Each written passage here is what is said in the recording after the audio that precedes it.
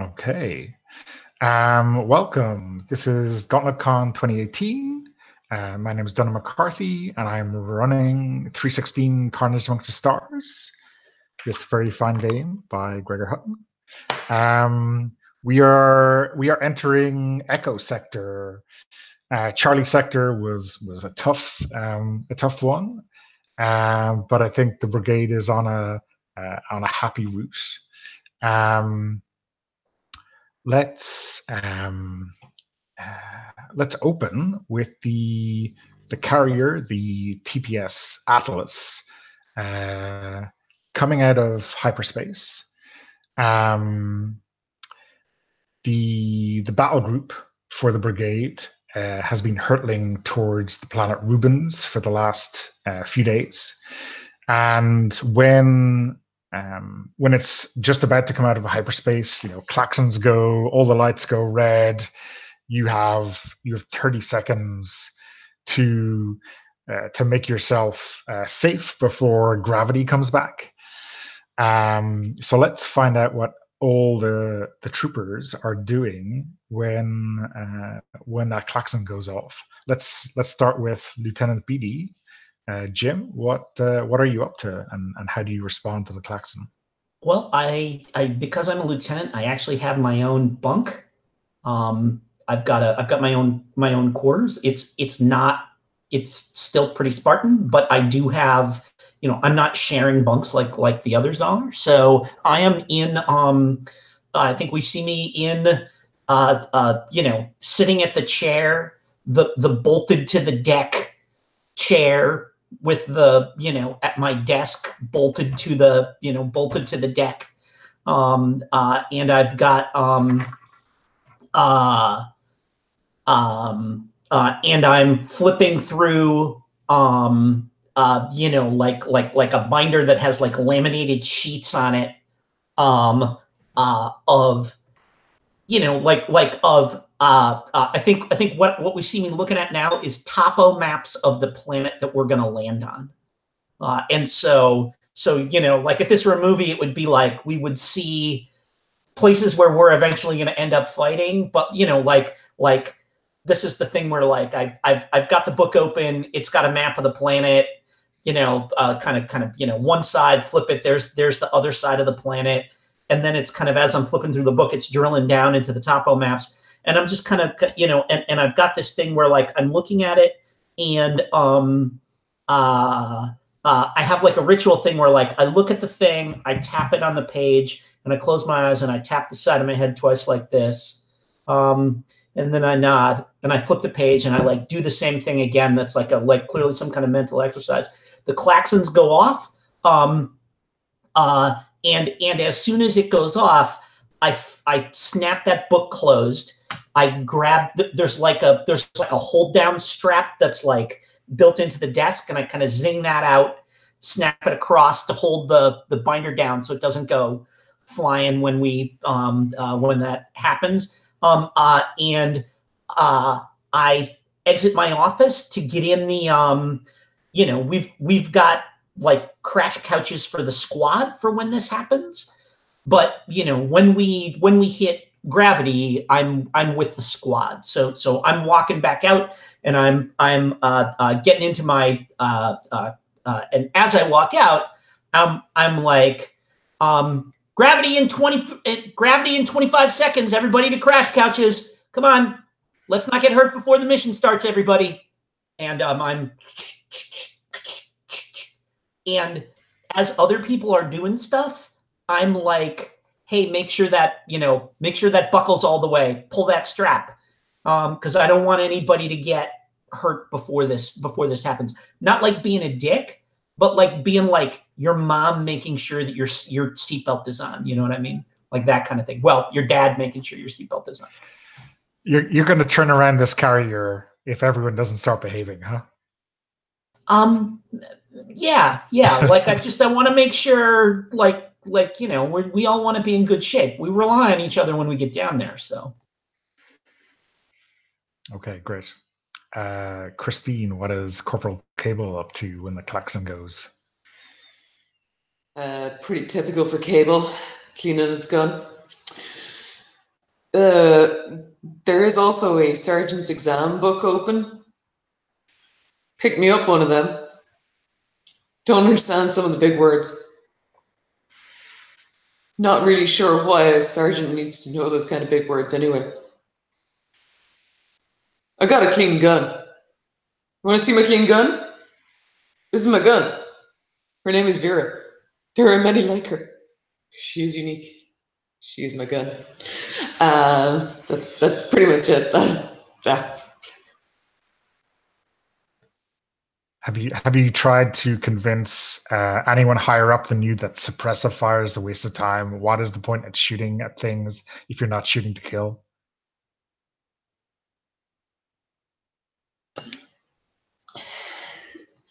I've not tried to convince them. More show by doing. So suppression fire is always shoot to kill, in my opinion.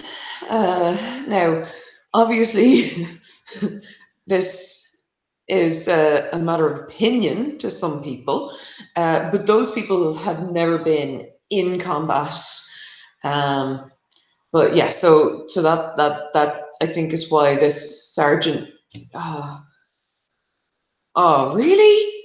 Really? Have you seen page 62? What do they expect you to do? And that's why are you supposed to talk to people about their feelings and emotions? I mean, the only feelings and emotions you should have is shoot. Where is the thing that I'm supposed to shoot? I feel the need to shoot. My emotions are kill it. What's confusing about this? Okay. Ibar, let's hear about Hudson. Private Hudson is reading a book. Probably it's some classical book which is written in ancient times, and he has just a small data pad that he reads, and he's currently not interested in either lieutenant or corporal's stuff because he's already been accustomed to these traditions. I'm gonna say. So when the bells ring off, he just drops down the pad to his back and prepares his gear and just watch the whole show one more time again. Yeah, exactly. So is Hudson a recent recruit to the brigade, or has he been here all along and we just never noticed him? Good question. I think he was there, but he was already at the far end of the whole brigade, like the troop that always in the background that you don't perceive their actions. It's just a silhouette. He was a guy like that. Cool. And finally, JD, let's hear about Nuke. Nuke is, I think, engaged in some sort of like 0G wrestling or like a competition that the privates have between each other. And then once the gravity like warning klaxons like go off, he just stops messing around, stops toying with the other person, and just like throws them up against the bulkhead and uses that momentum to like drop back down and straps into the couch and just barely can get the seat belts to click over. They just barely get over his bulk, and he's champing at the bit, eager to go. Kind of looks around like, yeah, it's about time. Finally ready to kill some bugs. And who was the trooper that you just bested in wrestling? And did they get to their bunk in time?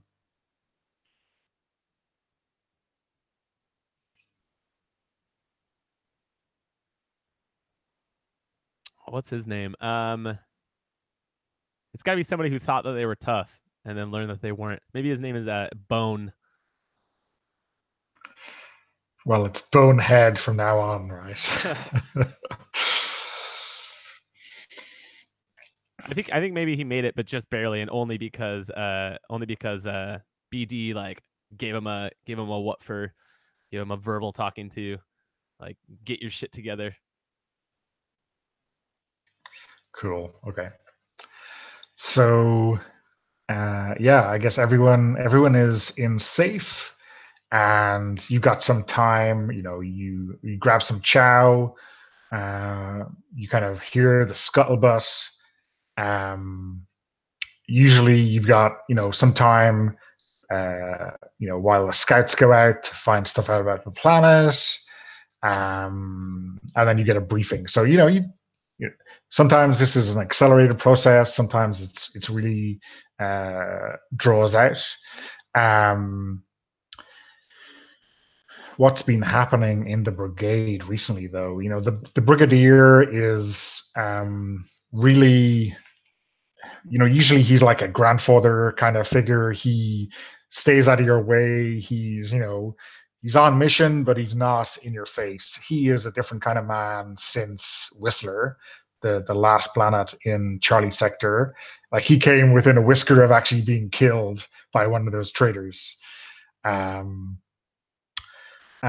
So he is pushing the brigade hard. He wants everything, by the book. He is really pushing down on everyone under him to make sure that there's no one with any sympathies towards the traitors. By the book, you say? Oh, well, he's like by the letter of the law now, right? All right. He is like can do, sir. So there is, I think,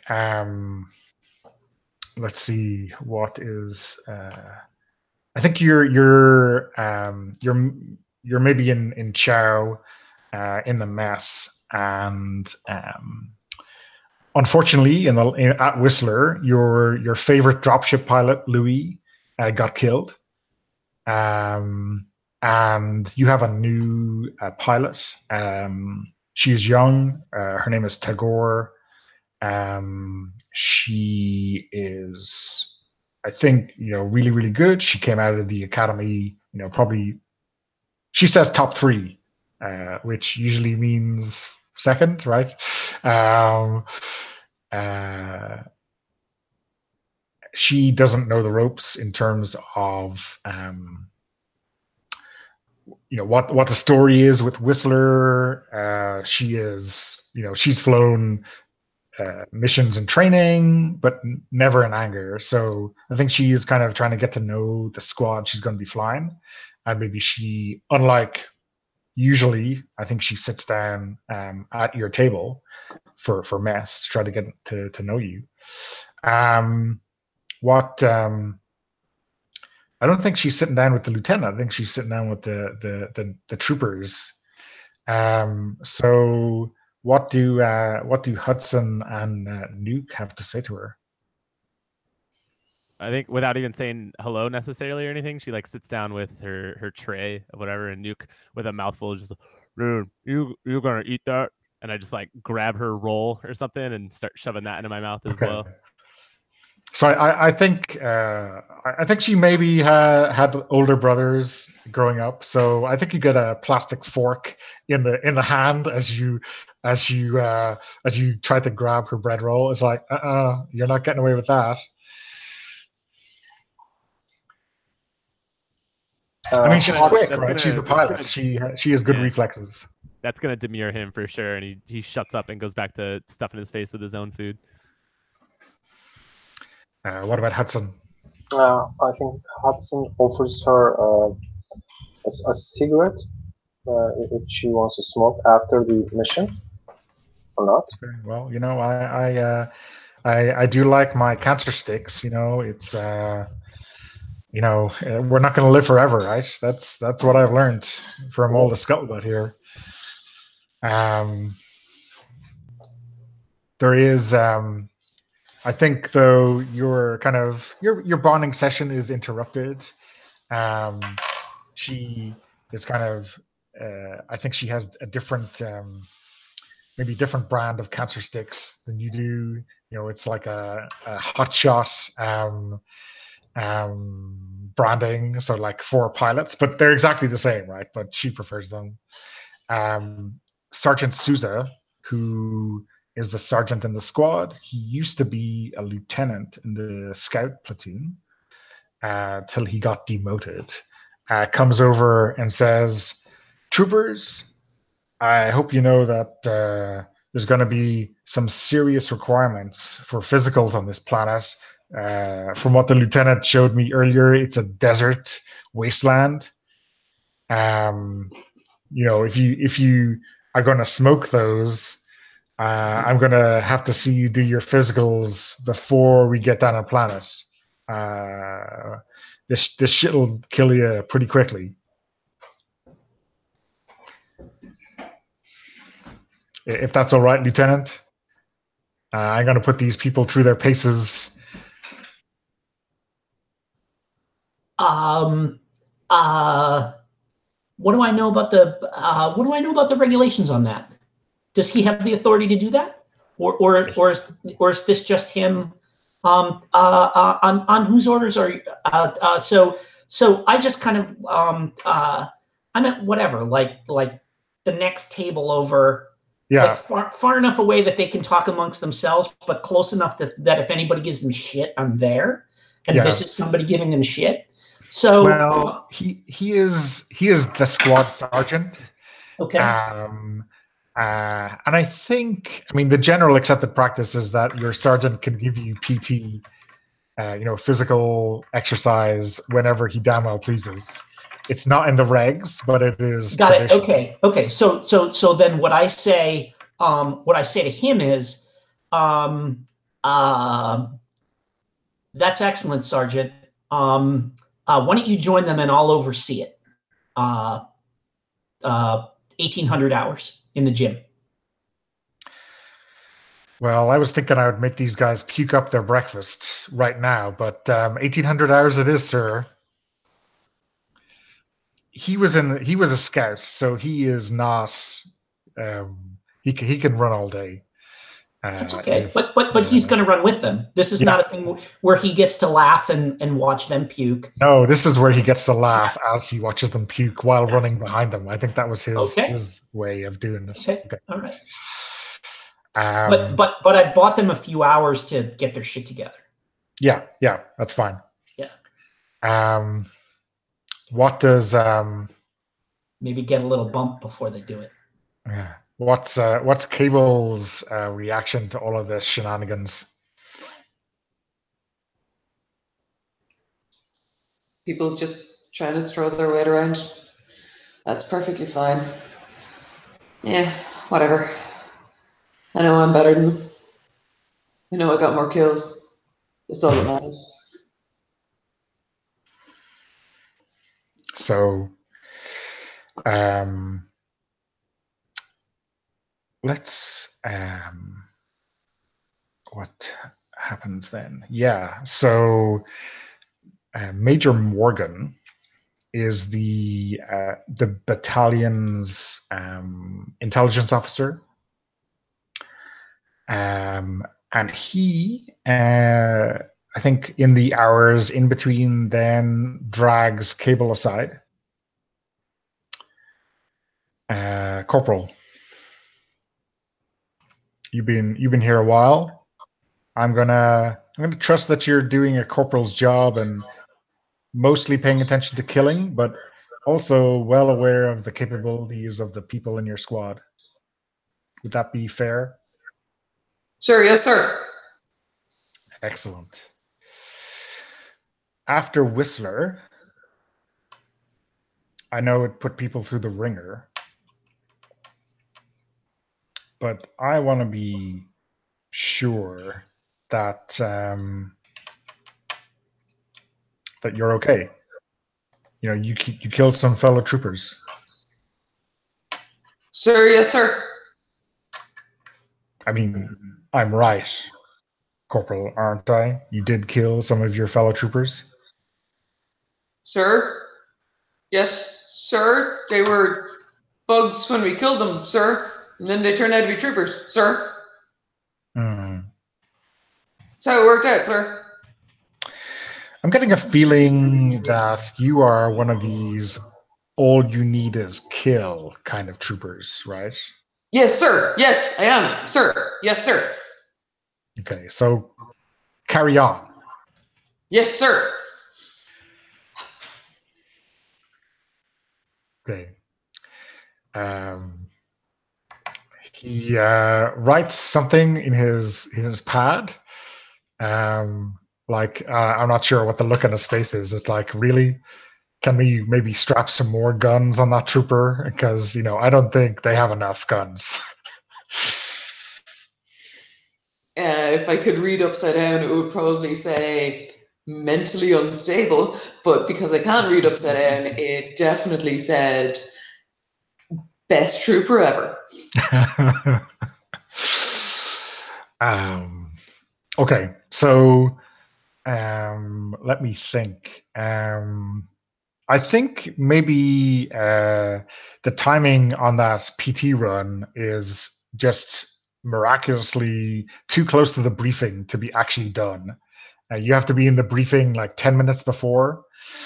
So these are usually company briefings. Captain Chen does the company briefings for you, and she's pretty good at her job. She likes having all of the information. She doesn't micromanage the missions, but maybe she feels like she should now. Sergeant Major Murphy is the company sergeant major. They really run things around here, right? So there is, everyone is in like essentially a small kind of amphitheater. There's chairs for almost everyone. So usually it's like who is early and who is late. Let's go around the table. Ibar, is Hudson early or late? He's early. Yep. So yeah, I think Sergeant Major Murphy grabs you when you come in and says, "Okay, this is going to be a serious mission. So, I have my eye on you. I think there'll be a I don't want to say it, but I think there'll be a spot opening up for corporal soon, and I think you've got it. I think you've got what it takes to rise through the ranks." Thank you, sir. Thank you, sir. Okay, well, that's what I like to hear. Christine, is Cable early or late?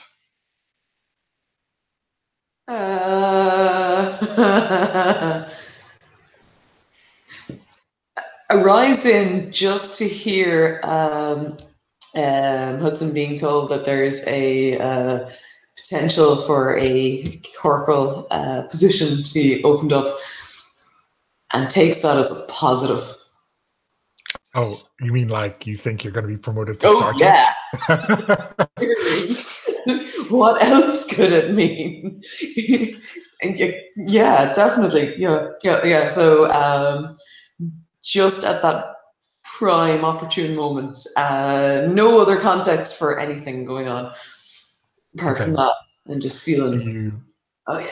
You give anyone here already a signal or some kind of sign that you are very, very pleased with yourself?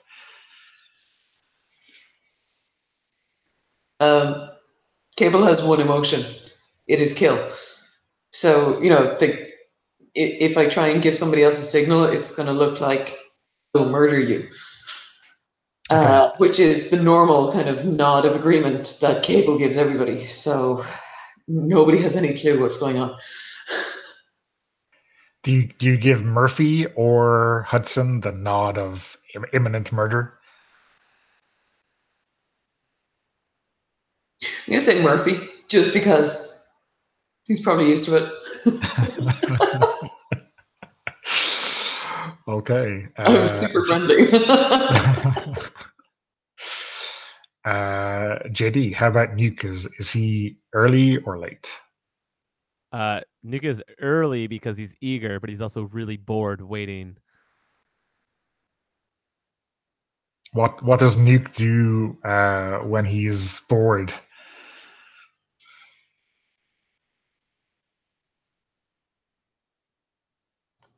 Probably kind of like, well, go for it. I was just going to tell you you're muted, but it looked like you figured that out. So good, go. I think that he's probably trying to like not really pick a fight, but he starts like making bets basically with people next to him about like who can kill more once they get down there. Really eager to like, he's very gung ho. Okay. Right before Whistler, when everything went to hell, I think we established tiramisu was like the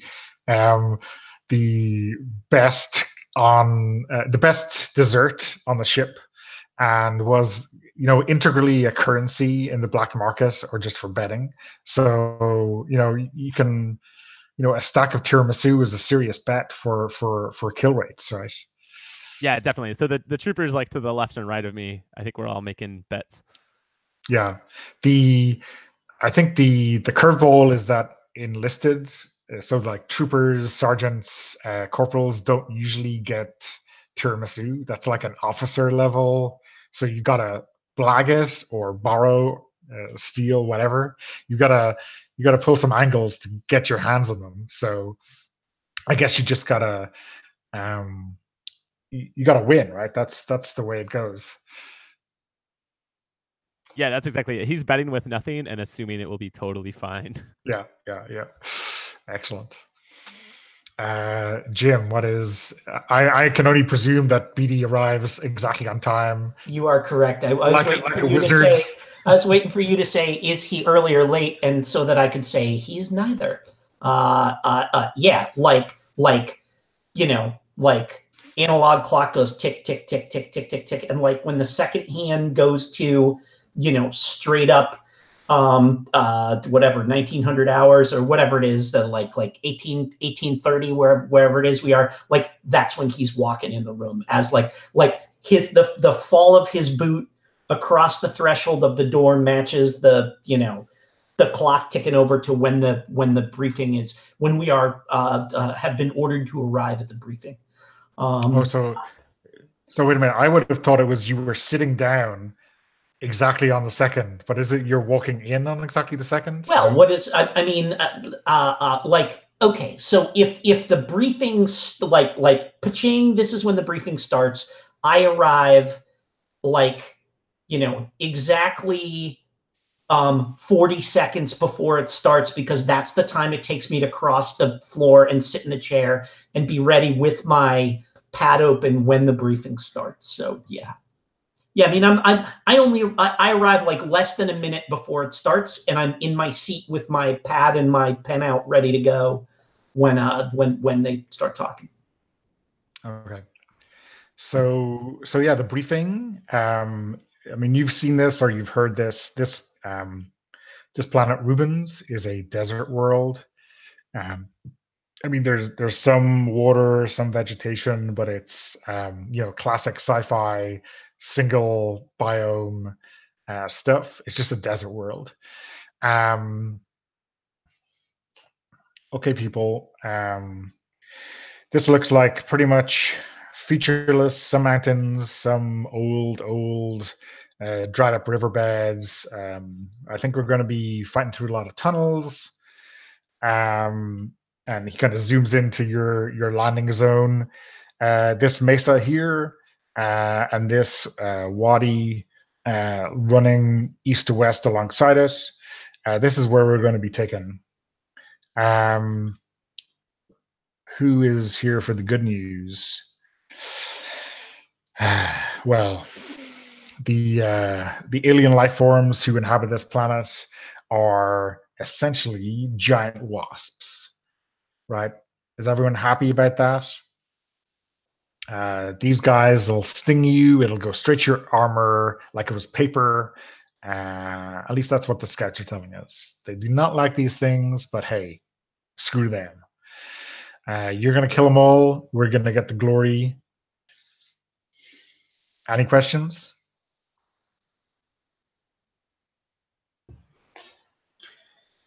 Is there a specific type of armor we should be wearing to make sure that their sting doesn't get through, sir? Are you asking, is your armor up to task? Wondering about the penetration ability of the asses of these wasps, sir. Oh, well, I think if you try not to get stung, you will be fine, Corporal. Affirmative, sir. That is what I advise. Don't get hit, right? That always works. Do they exhibit some kind of a hive mind, sir? We're not entirely sure exactly how social or connected these wasps are. Certainly, they appear to work in groups, and they're quick. Whether they're like a pack of dogs or like a proper, bee hive mind, I don't know. Okay. Is the I air breathable down there? Sorry, sir. Is the air breathable down there? Yeah, I mean, it's you can crack open your mask. You can smoke them if you got them. I mean, it's a bit cold, strangely enough, but that's just the oxygen mix. But you'll be fine. You'll be fine. Okay. Do they emit some kind of sound? These wasps? Yeah. I think we have some sound files we got back, and they I won't say buzz. They kind of shriek as they fly in towards you. So yeah, it'll be fine. I mean, I guess if you were a 7-year-old child, you might be afraid of that kind of sound. But who needs to sleep, right? It's going to be lemon squeezy. Okay.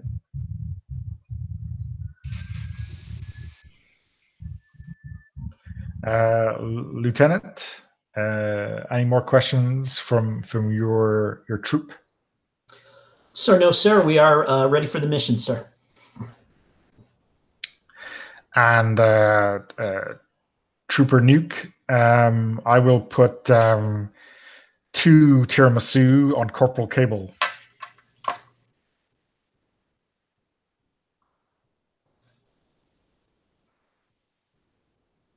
Yeah, I'm gonna look over probably to Corporal Cable for the first time and like kind of see the notches on the gun. I assume like we've got in there and like. Corporal Cable has a kill bar, which means 100 aliens. So that is the highest in the platoon. There's another couple of people with kill bars as well, but you're pretty sure that Cable has the highest kill rate.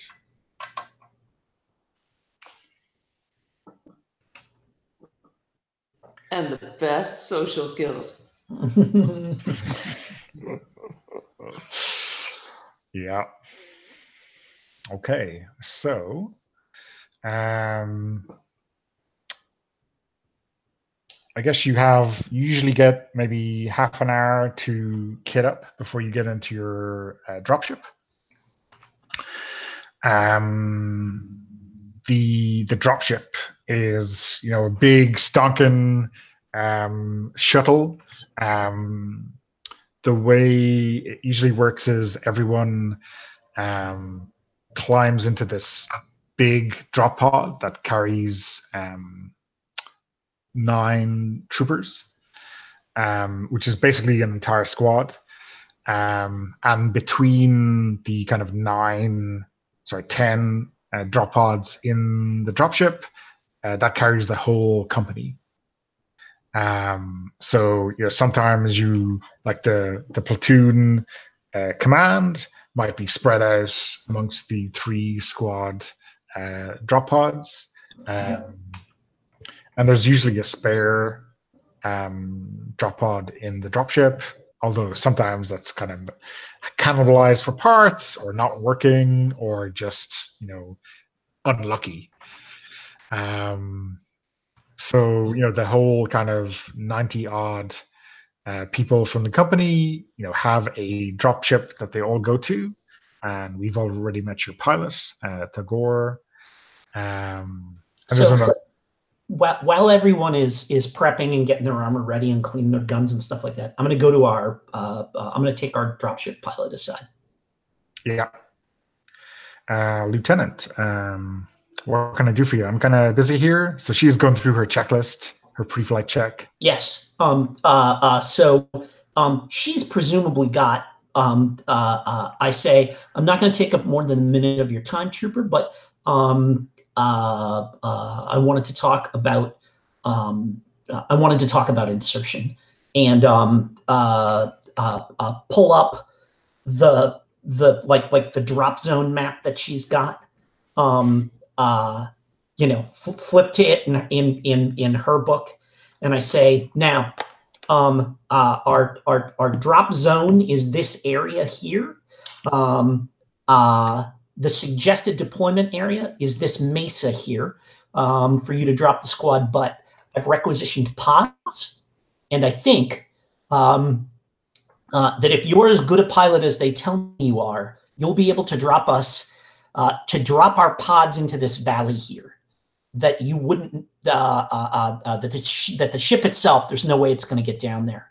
But I think if I can get my squad down in there, we can get down inside whatever this is. Let's call it a hive for now, because these are wasp creatures. But if you can drop us right at the bottom of the hive instead of at the top, I think that that'll give us a significant tactical advantage. Do you think that's, are you up to that, Trooper? It's Warrant Officer 2, Lieutenant. Oh, okay. Sorry, that's me as a player now. No.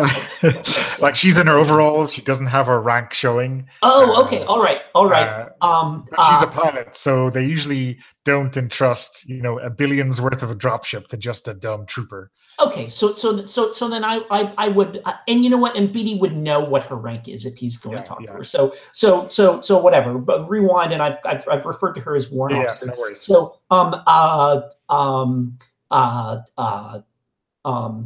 can I count on you for that, Warrant Officer? Yeah, I mean, I can pull an Immo man on the way through that wadi, and I'll get the trajectory right. You just have to not break your necks on the way out. And I break a tiny little corner of a grin, and I say, I'll make sure I get someone in to clean your to clean the interior after you take us through that role. Well, the crew chief will surely appreciate that cleanup, because usually he has to do that kind of shit. Nod, and I'm going to go back, and so I'm going to use our drop pods for this mission. So usually what happens at the start of every encounter is that I decide how many threat tokens I put in. There's 20 for the planet.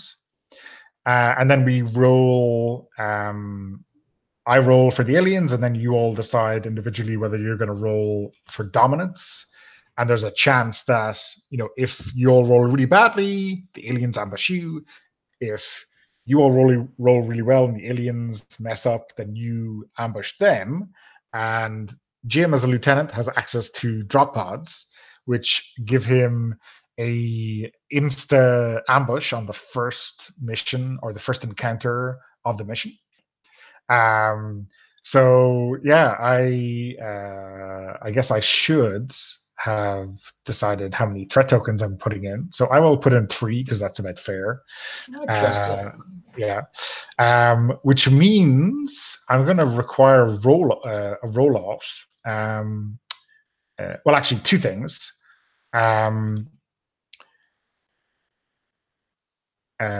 Jim, you're going to decide what range you all end up at because you are ambushing. And then everyone is going to roll a attack roll. And basically, you all kill, but it's basically whoever, basically the highest people get to go first. And there's only 3 tokens, so basically the top 3 people get to do kills. And you also decide what weapon you're starting with. It's not going to really matter here, but you need to decide before Jim decides what range you're all starting at. So It's a roll on fighting ability, isn't it? Yeah, it doesn't really matter. You're just going to roll 1d10, and we're going to go highest roll kills, because basically with an ambush you all kill. But there's only 3 threat tokens, and there's 4 of these, so that's why I need a roll off to see who is. And it's going to be. I'm going to set us in at near range, because that's where everybody's best weapon best for the most part is. Yeah. Okay. So let's get everyone just to roll a d10, and basically the lowest person does not get to roll kills.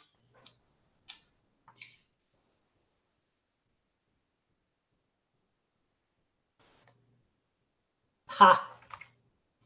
That's perfect.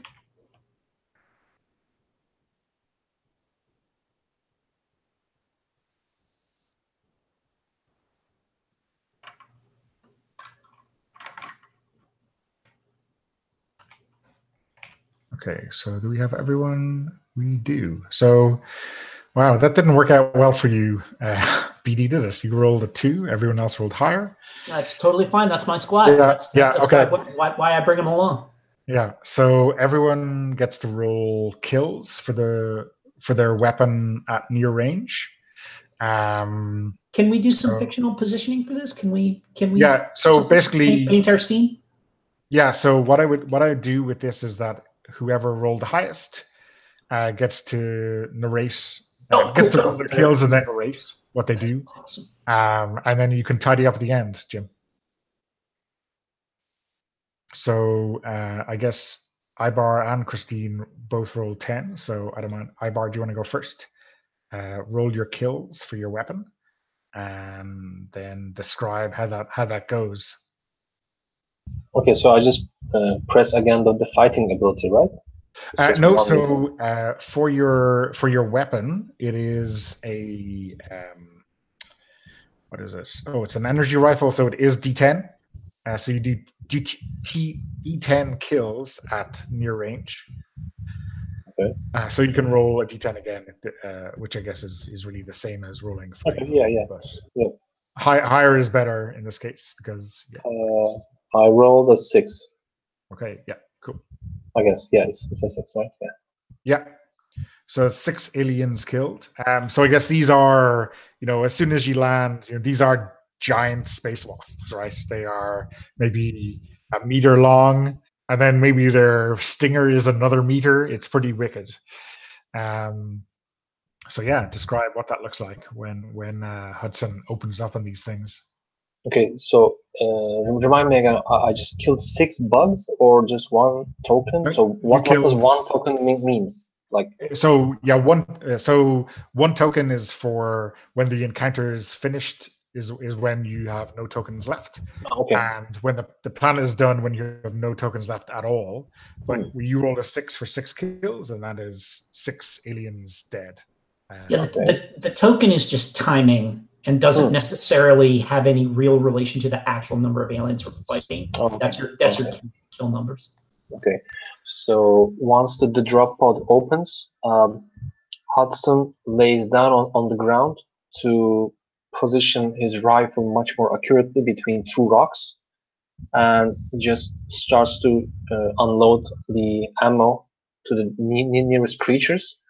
And actually, they are quite surprised by this attack. So 6 of them just fell off in like 2 or 3 seconds. That's what the ambush is for. It's just those important seconds, and they all die in plenty of gore. I guess their blood is green. Or it is black? now. Yeah. Okay, black green. Okay. Yeah. When they die, I mean, do they just fall down dead like a zapped bee, or did they struggle, or did they explode when your energy rifle pumps them full of jewels? I guess they kind of well, the energy rifle pierces through their flesh and erupts them in their groins. Well, the groin part. But when it hits the stinger explodes. So, and the needle itself crashes into another bee, and well, wasp, and it kills it instantly because it's a huge damn spear. Cool. Okay, Christine, do you want to roll kills with Vera? And you've already done that? Okay, cool. So 10. Do you want to describe that? Yep. So not relying on the essentially the blue bug thing that Hudson has been relying on, which is the energy rifle. I just go for the old-fashioned kill, kill, kill using the heavy machine gun. It's stood the test of time so far, and it just spray and pray. Except for that guy over there, who I go back and shoot him again. He didn't seem like he was dead. He kind of buzzed a bit afterwards. Some people with bigger words than me have said it's something to do with nunologicals, and the brain not quite knowing that it's dead just yet. But you know what? Just shoot it in the head. It's going to die. You have been studying for the sergeant's exam, haven't you? Yep. I'm totally going to get that one this time. Or sometime soon-ish, maybe. Okay, and Nuke, do you want to roll your kills? And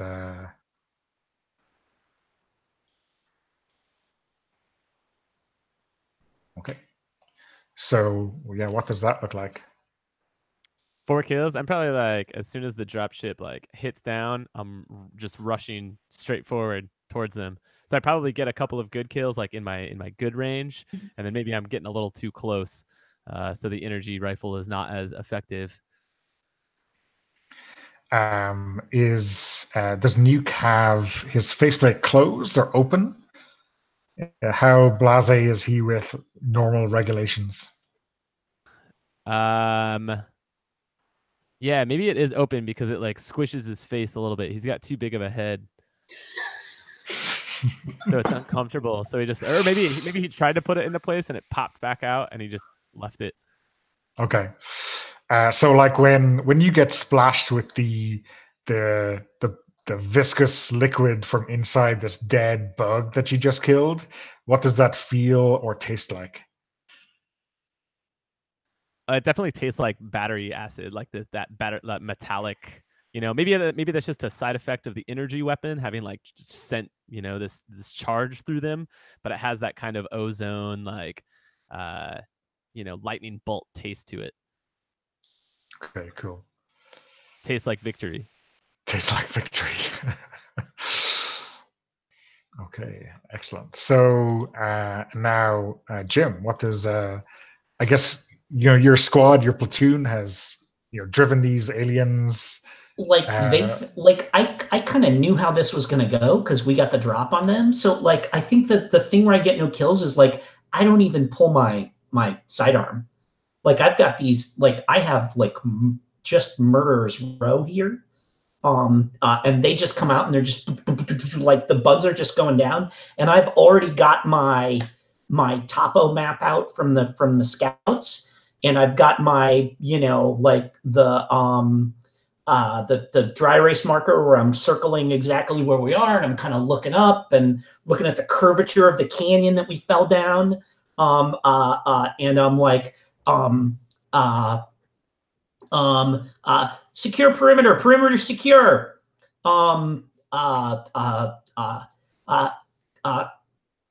Confirm total kill count. And that's for the corporal confirmed total kill count.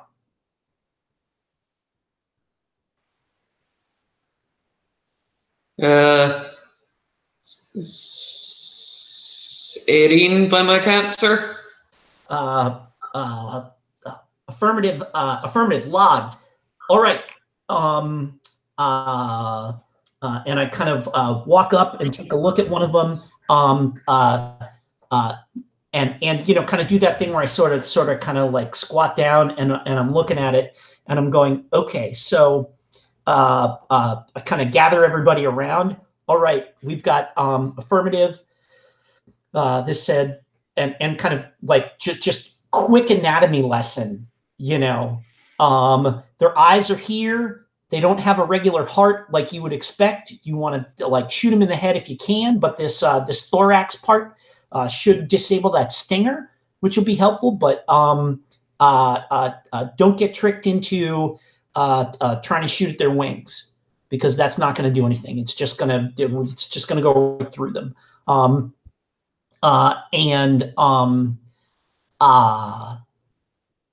Like kind of like sort of pick up one of those stingers and sort of hold it up and say, okay, we don't want to get anywhere near these things. Just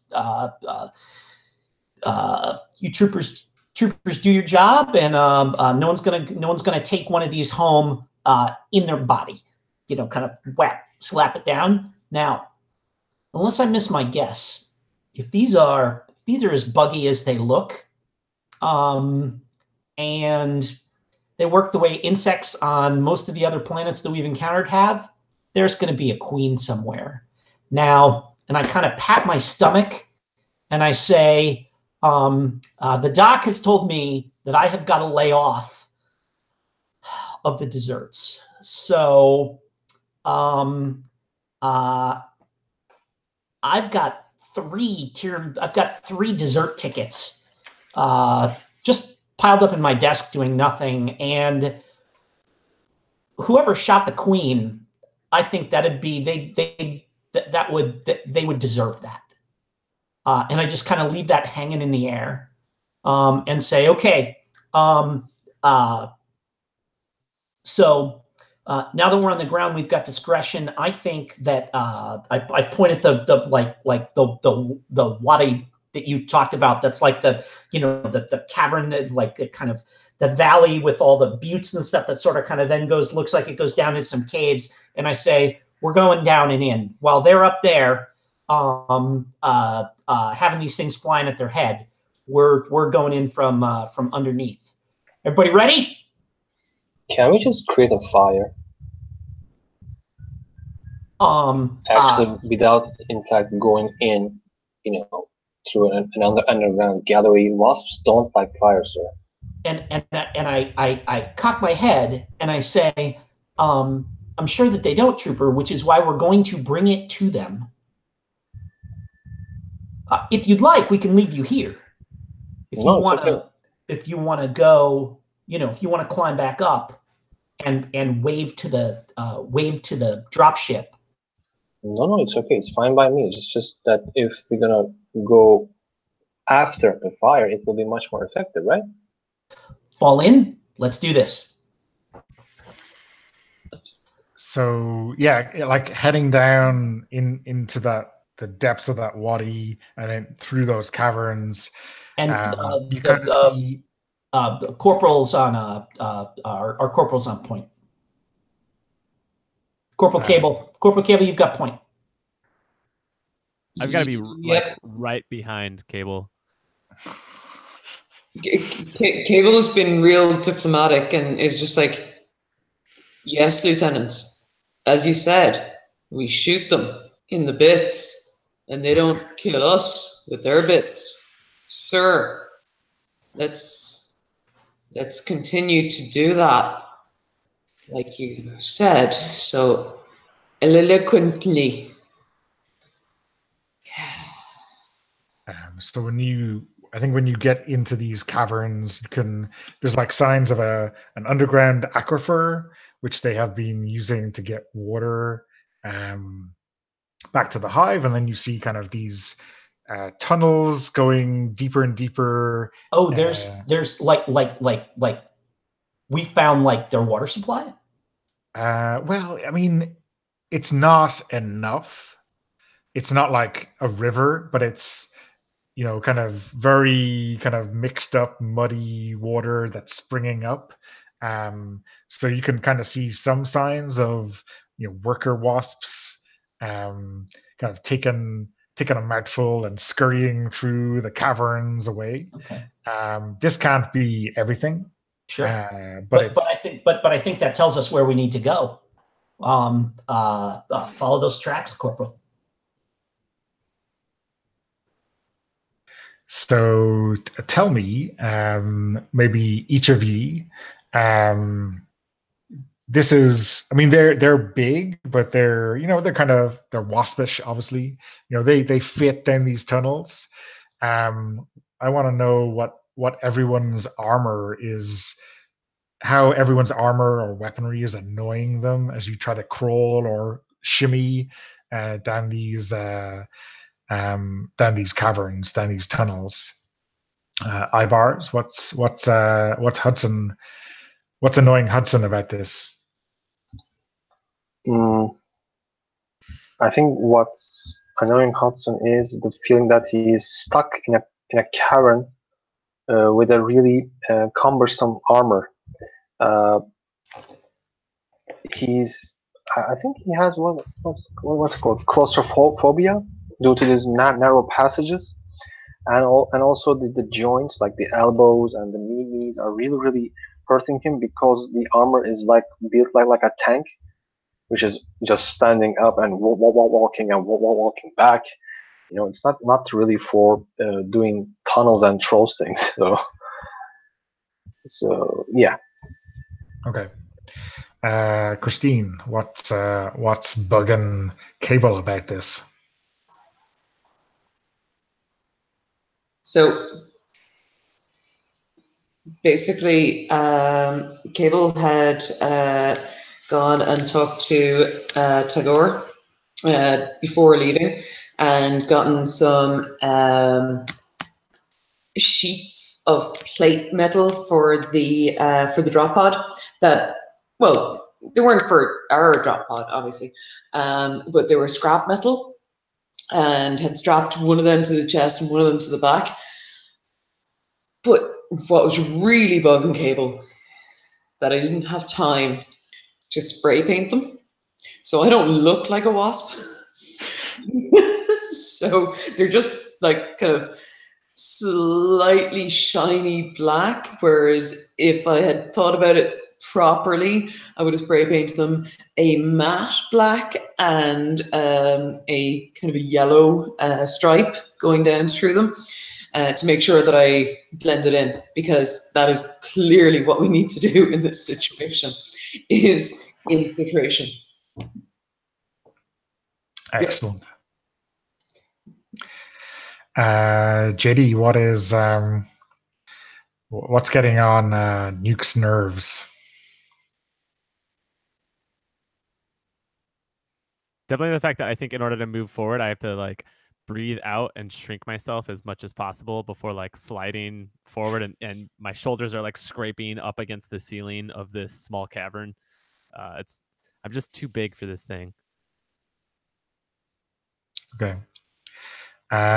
Lieutenant, the regulations have never provided that the Mandelbrite armor would be a problem. How is this? How are you denying that this is going to be a problem for you when you get back? Oh, well, so I think that, so the thing that is annoying me right now is that normally when we're even in when we're kind of in the shit and it's raining and we're in the jungle and stuff like that, I've got a field of vision, right? But now that we're all doing the Space Hulk thing, right, where we're, the only thing I can see is Nuke's ass right in front of me, and I have to rely on Cable to tell me if there's anything weird or he sees a movement or anything like that. And basically, I trust him to open fire when he needs to and stuff like this. But I think that there's a thing where I'm every 30 seconds or so checking in with Cable, making sure. Anything to report? Anything to report? Anything to report? Like that in a, like in a way that is like nervous and pesty in a way that probably I don't typically act. And I'm a smaller guy, so I think that the way, like, it's not a problem because it's not a problem for me. Yeah, totally. But because I'm a head shorter than the rest of these big lunkheads, and they're going before me and like knocking stalactites with their shoulders and scraping, like if there's something that would catch their hip, they scrape it and knock it off and everything.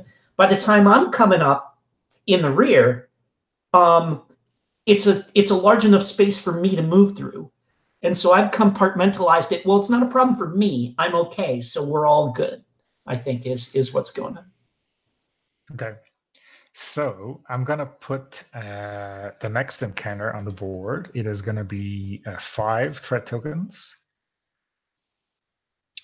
And this is when you guys need to decide. So normally, if you're not ambushing them with drop pods like a sneaky tactician, everyone needs to decide if they're going to roll or not. Rolling for dominance is done with non-fighting ability.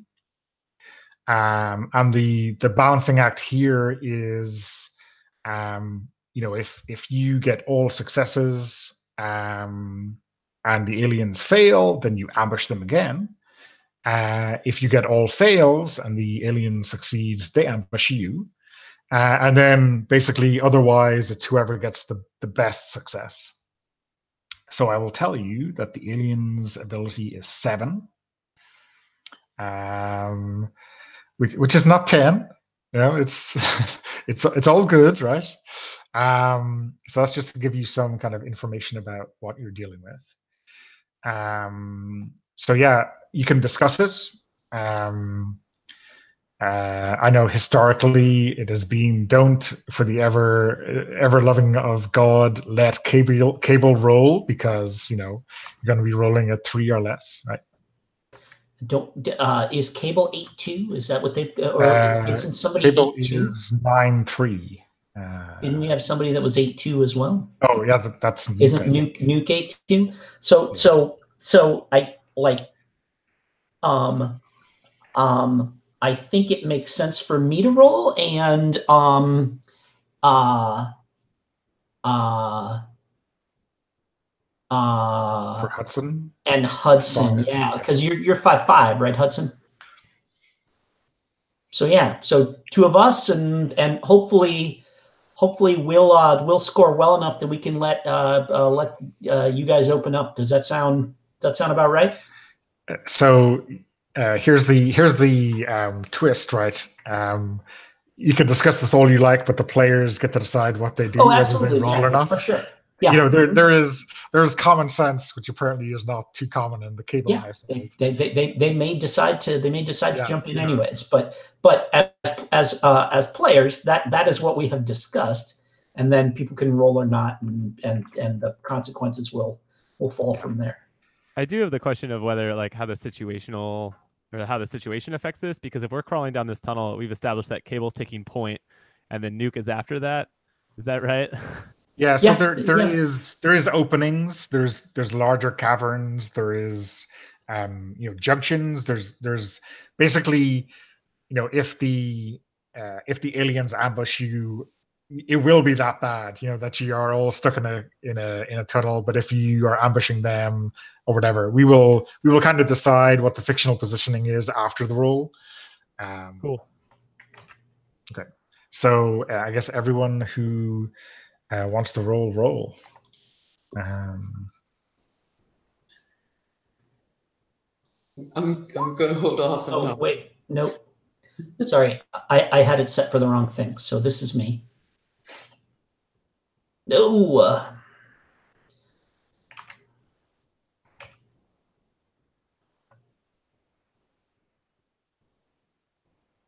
Okay, so the aliens got a 3. Hudson got a 2, and then BD got a 9. So the aliens get to choose the range. They're going to suck you into close. So it's not an ambush, but because they got a higher success than you, they are choosing the range. And they want you to be close because, then they can sting you properly. And that's just to kind of explain the rules. If Ibars had rolled a 6, that would have been a miss, and then all of the rolls on the trooper side would have been fails, and then the alien succeed. That would have been an ambush, and that would have been everyone takes a kill, just for fun. Okay, so when you're fighting in an encounter, normally you decide what you're going to do, and the aliens are always trying to kill you, so they just roll alien ability. If you want to kill the aliens, that's fine. The other things you can do are with non-fighting ability are you can just try to change range if you want to get out, or you can do something else prompted by the fiction. Like if there was a device or some kind of thing you needed to do, you could use non-fighting ability to do that. The other thing that's worth mentioning now that we're kind of in the thick of it is those strengths and weaknesses that you have.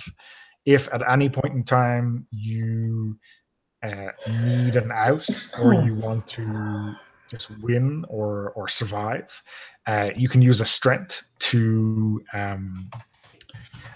just say you are having a flashback back to when you were cool, or some kind of memory, and you were explaining how you were just wiping the floor with these aliens, right? You are basically describing the encounter. You're removing all the threat tokens, but that's like a permanent use of your character's strength. And the weakness is the same kind of thing, but it's a bad thing, a bad flashback. You remove one threat token and you are taken out of the encounter. So it's a kind of a save yourself kind of a flashback. Both of those can end up kind of saving yourself or saving the entire group. I've seen both. So they're worth keeping in mind. You can declare those really at any time. You can see what the dice rolls are like, and then say, "Oh, that's going to end up with us all dying horribly. Let's use one of my strengths." I think so. When you start, so Hudson and Nuke will both have one strength and one weakness available. I think Cable is a gnarly veteran and has nothing left, right? Yeah. Okay. Yeah, I'm totally maxed out. Yeah. And I think Jim BD has one of each left, or is it? I have one strength, but I have a strength, but not a weakness. Okay, cool. So that's just to get everyone there. Okay. So yeah, at this stage, you just decide what you're going to do. The aliens are going to attack you and try to kill you. So let's go Ibars, Christine, JD, Jim, to see what everyone wants to do in the fight. Just saying you kill them is enough for me if you want to kill them. The other thing that's worth mentioning is if you roll high and you successfully roll your fighting ability and you beat the alien score, you get to shoot, and then you also get to change range if you want. So you can kind of withdraw to or advance to your weapon's best range if possible. Okay. So what's everyone doing? I think I will move to let's say to near. Yeah, so you get to move one range band as you move. Okay, cool. Yeah. Christine? I am very tempted to use grenades. Unfortunately, that might murderize the other people in the squad. So, fine. Heavy weapons. Okay. JD? Well, Corporal Cable might have the benefit of experience, but Nuke probably doesn't so much, and definitely like, hey, we're staring down, these aliens' throats. Let's just shove a grenade in there. Excellent. So when you use a grenade, I think it's like D10 kills at close range, but also any troopers who are at close range with you who fail their roll get a kill. So the value of your grenades may go down as well as up, I think is the way to put that. Jim, what about BD? The aliens they start coming in, and BD comes up with the fist of the Mandelbrite armor and like grabs it and like kind of cranks the gauntlet around in a circle, and it starts to crackle and glow, and shing, the power claws come out, and like kind of wait until one of them's buzzing towards me, and then just go ahead and mix it up. So yeah, everyone roll your fighting ability, your non-fighting ability. I will roll for the aliens.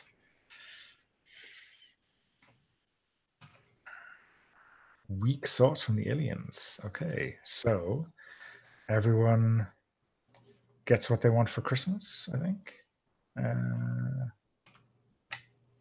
Jim, have you rolled yet? Rolling fighting ability. Okay. So let us start with the high success, which is Hudson. You are withdrawing, which you've already done on the map. Do you want to describe that for us? I think as soon as I see hold on. As soon as I see JD's character, grabs a grenade, I run back immediately.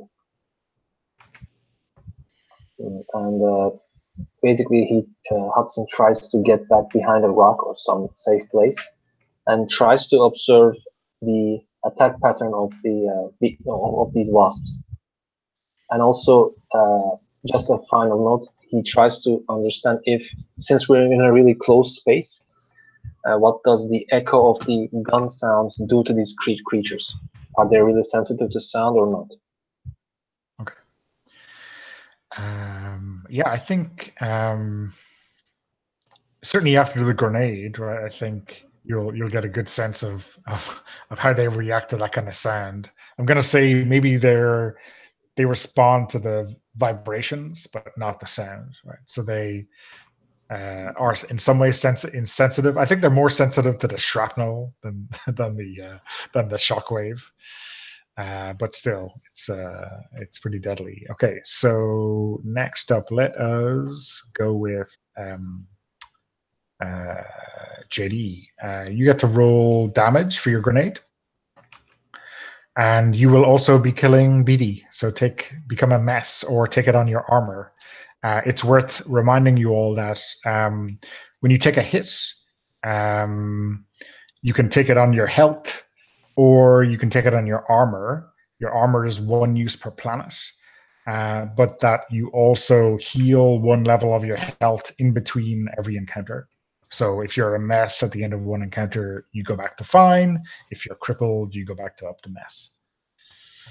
So Jim, you have to decide whether you're taking it on the armor or becoming a mess. I'm becoming a mess. I think this is gonna like knock me off my feet, and like it doesn't get through the armor, but it's gonna knock me off my feet, slam me around, maybe concuss me a little. Okay. So JD, do you want to roll D10 for kills for your grenade? Can we just drop Nuke's name onto his character there, just so that we remember what his character is? Oh yeah, sorry. I don't know how to do that. I'll do it. No problem. Okay, cool. So why don't you describe that? That's 9 kills, which is pretty stonking. Yeah, 9 kills. I think I like make myself a target and just kind of like stretch up to make myself real big so they notice me, and just like yank it out in my teeth and like cuss them out, you fucking wasps, and then just throw it straight into the middle of them. And I held onto it maybe a little too long, but that's probably why LT gets hit. But it catches them in midair, and so it just takes out a swarm of them that were all streaming down at us. Great. Christine, you roll a 1 as well. So do you want to roll your kills, or is it you roll for kills, or is it just 1, or is it 1d6? No, I think I roll 1d10 for kills for the heavy machine gun. Okay, cool. Yeah, 1d10. Yeah.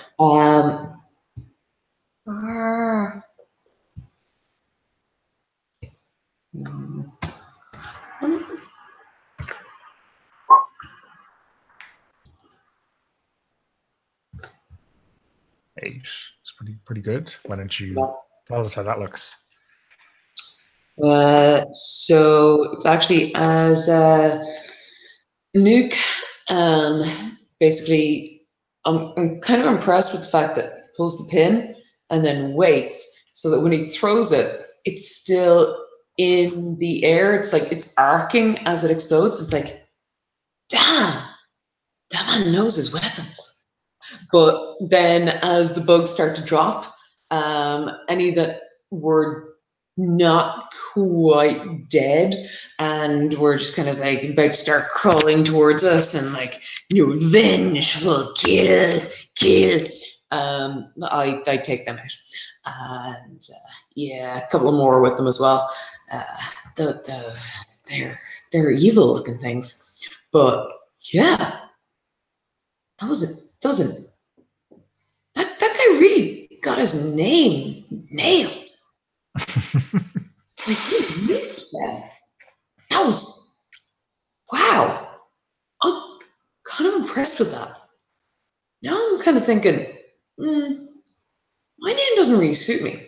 I mean, I'm not just lying on the ground connecting two things. No, I'm something else. What could I be? So, philosophical mode kicks in. For Cable. Philosophical Cable, yeah. Jim, so you get thrown back by the grenade while you're trying to draw a bead on these guys. What does that look like? Like one of them's coming at me and I've got the claw up and I kind of rear back and then I see the grenade coming at me and like I manage to get another arm up in front of my faceplate and then it goes off and the bug that I was about to slash at just explodes all over me, right? Like the shrapnel rips through it. And it's that thing where I'm kind of blown off my feet, 8-10 feet and land with a clang, on my ass. With the whole front of my armor is covered in bug guts and stuff like this. And it takes me a second to kind of shake it off and look up. And now I'm kind of like that thing where I'm like on my back and up on my elbows. So. Okay, great. I'm just looking at the time. I think it's about the hour that we should take a quick bio break. So maybe 5 or 6 minutes, if that's all right. I would love it if we could finish the fight first, then do that. Is everybody? That's usually what I aim for, but is that okay with everyone else? Yeah. Okay. Got thumbs up from everyone. So yeah, let's push on and finish these bugs or whatever. So yeah, next round. There's no need for dominance. You just say what you're doing again. The bugs are attacking you. Surprise, surprise.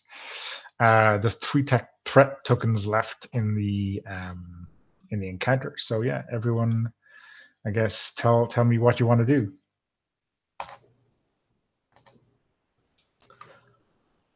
I'm gonna roll up to roll up to a knee and left hand comes up and there's the vagine as the sidearm pops out of the the little holster that it's got on my wrist here. Vagine comes up and just start drawing a bead and bam bam bam bam bam bam bam like that. So okay. And I think it's free to switch to the sidearm, right? Yeah, it's free to switch to sidearm. All right. So from power claw to sidearm. Yeah, so close combat you can switch to for free, and the sidearm you can switch to free. Switching back to your rifle or whatever or machine gun is not free. Yeah, that's cool. But I've got my pistol out. So. Okay. So, JD, what is Nuke doing? Well, I established his reputation as a loyal dog, so Nuke is gonna run forward since the lieutenant is on one knee and kind of post up behind and try to cover him so that he can get back to his feet. So you switch to grenades, right? So that's Oh, I gotta switch fine. back. Okay. So your options are to keep with grenades, go to hand, or spend your action with an NFA check to kind of get your rifle back on your shoulder. So, Yeah, I'm gonna go hand to hand for sure. okay. Punch Like, these I'm space wasps in the definitely, yeah. nose. When one of these wasps comes down for the lieutenant, I'm just gonna haymaker it. Cool. Okay. Christine, need I ask? No. Okay. Ibars, what is Hudson doing? Instead of shooting the wasps, can I shoot the stalagmites so that they drop completely on those wasps? Yeah. I'm Does just that trying to sound figure like out. an attack roll? Because I want to use the environmental advantage if I Yeah. can. It drops specifically on one particular nest, maybe for you, rather than Are on. there nests? It doesn't describe any nests, so he just there are some attackers. So I don't know if there are any nests. So I guess what I could say is that it's a non-fighting ability because you're not directly attacking them. You're just trying to figure out where you would best put your rounds to maybe block off an area. What's mechanically? Are you looking to kill, or are you looking to try to get some kind of advantage for the whole squad? Since JD tries to grab his rifle, I think I will try to brought him some time, so that he can carefully aims his rifle. Okay. So how about this? Although that might kind of go against what he's trying. It sounds like you're trying to buy him some safe distance. Yeah. Yeah. So what I could say is that you could roll non-fighting ability to move him one range band out. Okay. But that would make his hand-to-hand combat ineffective if you go before him, right? Okay. I think it makes perfect sense to do it to just flip that. So I'll do mine first, and then Hudson can do that so that LT and I can get away. You don't know what order it's going to go in. Yeah, the order is in the order. Highest success goes first. So got it. Yeah. What and doesn't he, if his hand-to-hand hits, does he get to move for free because it's a successful attack? If he beats the alien roll. Oh, if he beats the alien roll, that's right. Okay, yeah. But like giving him a free weapon switch rather than a free move. That's an awesome use of NFA. Yeah. So he can pull his rifle. Yeah, I'd be cool with that if Ibar, that sounds good to you. Sure, no problem. Okay. So let's everyone roll their die, and let's see how that goes. These aliens are very good at rolling higher than their alien ability. That's the way you like it, right? Wow. That's a whole lot of rounds shot down range to no effect. Christine, was that your 3 at the very top? Or did you roll yet? Sorry, no, I rolled when we were talking about what we were going to do. Okay, so you rolled a 3, which is a success. Wow. So, Please don't hate me. I know, it's surprising. So why don't you roll your damage, and then you can change range, and I will remove another alien threat token.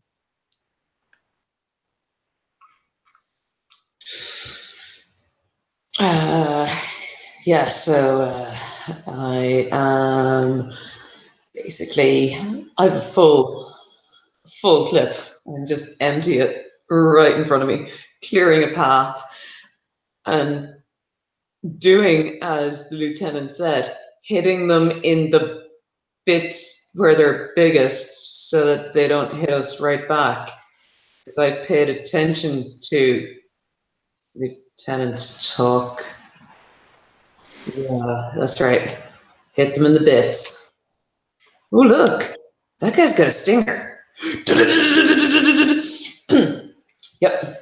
Definitely dead now. It's amazing how many aliens' secret weakness is getting shot in the face with a high caliber machine gun. Yep. Yeah. Yep. Shocking, really. Okay. And are you withdrawing to near range? Nope. Press the advantage. Okay. Wow. Okay. And no one else succeeded, so essentially nothing else happens. But let's get a quick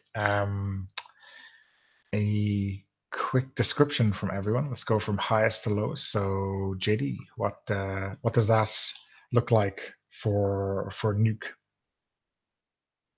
Maybe this is just like a bluff or a test on their part. So they like some of the wasps come at us, and I'm just swinging and I'm just hitting air because they're just flitting down and going back up, and I'm just like getting like breathing heavy because I can't keep this up for very long. This heavy armor was not made for punching. Oh man, maybe we should have had the PT earlier. Sergeant Sousa knows what he's about. Okay. Ibars, what does this look like for you? I guess these stalactites are harder or tougher than they looked. Yeah, exactly. They're really tough, so my bullets do not penetrate them in order for them to fall down. I had to shoot more, waste much more ammo. Okay. 8, the aliens. Yeah, I guess they are. Maybe you've clumped up into kind of a really defensive posture, like a hedgehog kind of thing, and they're just swooping like you described. Me and Nuke are literally like back to back, so that's Yeah. So they kind of don't know. This is not their. This is an outside context problem, obviously, but these guys. They're kind of shooting some of us, and but they're not really coming to grips with what's going on. So yeah, they're not really doing the business. That was the 8, and BD on your 6.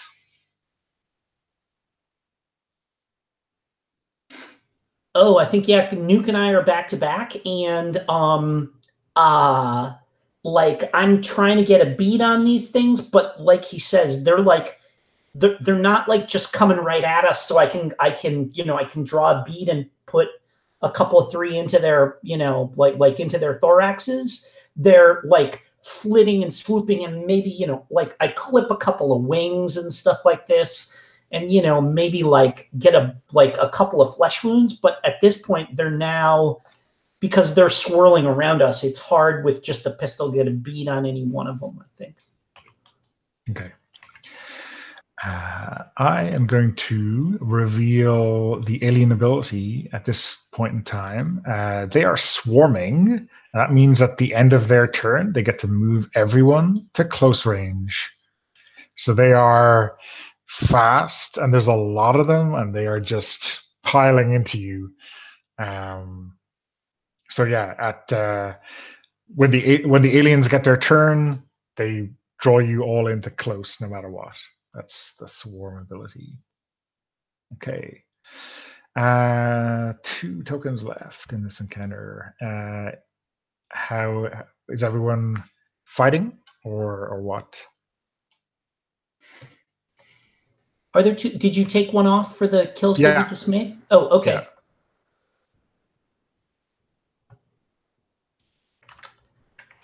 I'm sticking to it with the sidearm. It's like now that we're all in together, I'm just trying to I'm just putting a lot of rounds in the air, trying to And maybe like now that people have got machine guns up and stuff, I'm kind of letting them lead and then seeing if I can pick them off, kind of skeet style.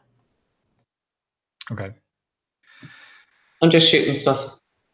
I guess you've already rolled. I'm definitely gonna try to. I'm gonna try to like jump up with my armor and like tackle one and bring it down and just smash it against the rocks. Okay, classic wrestling. And Ibars, what are you doing? Try to move back one more time again, or is it impossible? So you can, and if you move, so if you take your turn before the aliens, they're going to drag you back in. But if you go after the aliens, you will stay out for next turn. So, but yeah, I mean, odds are it's going to be less useful. It's worth noting that if you, with your energy rifle at close range, you're doing 1 kill instead of rolling dice, but you're still removing a threat token. Okay. Yeah. Okay. So it's just not good for your kill counter. That's the problem. You're still doing the mission, which is to remove the threat tokens. In that case, I try to position myself again one more time behind a rock and try to get a good aim at one of those creatures and shoot them. Okay.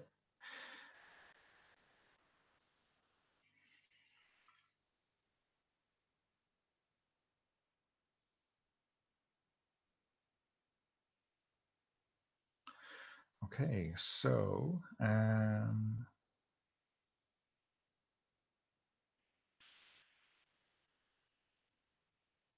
did you roll Ibars, or am I just not seeing it?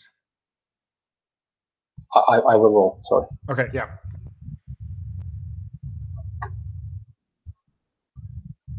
Okay. I mean, do I have to roll? By the way, I don't know. Yeah. So, are you? This was to give. Was this to do the same thing as you were trying to do last time, which is to give? No. This time I will directly try to hit those creatures. Oh, okay. Sorry. Yeah, my fault. Yeah. So, yeah, you have to roll to hit. So they got a 6. Cable got a 6, but that means the aliens kill everyone. Yep. Okay. So, yeah, I guess the initial surprise that they get from your hedgehog kind of gives them pause, and then they just like essentially dive into you, and the first couple smack into troopers and knock them over. They're so big and fast, and then they just start jabbing with their stingers, and sure, you're going to be killing some of them, but they're going to be killing you back, right? That's how it goes. They've just decided, I don't know, I don't like this hedgehog thing, let's just dive bomb them. So yeah, everyone takes a kill. You get to decide whether that goes on your health or your armor.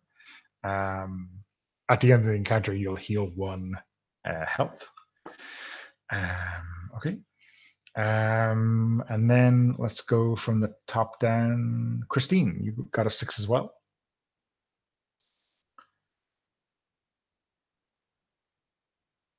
Oh, Christine is. I've disappeared for a moment. Oh, you're back. Okay. No, it's grand. It's just be running around. Yeah. So basically, so you take a kill from the aliens, and then you hit that card. So yeah, it's my character sheet. Yeah. So I just need to take that kill from them. So I am now a mess. Yeah. Yep. And then roll damage for your machine gun. See how many you kill. Yes. And damage from my machine gun, it's 1d10.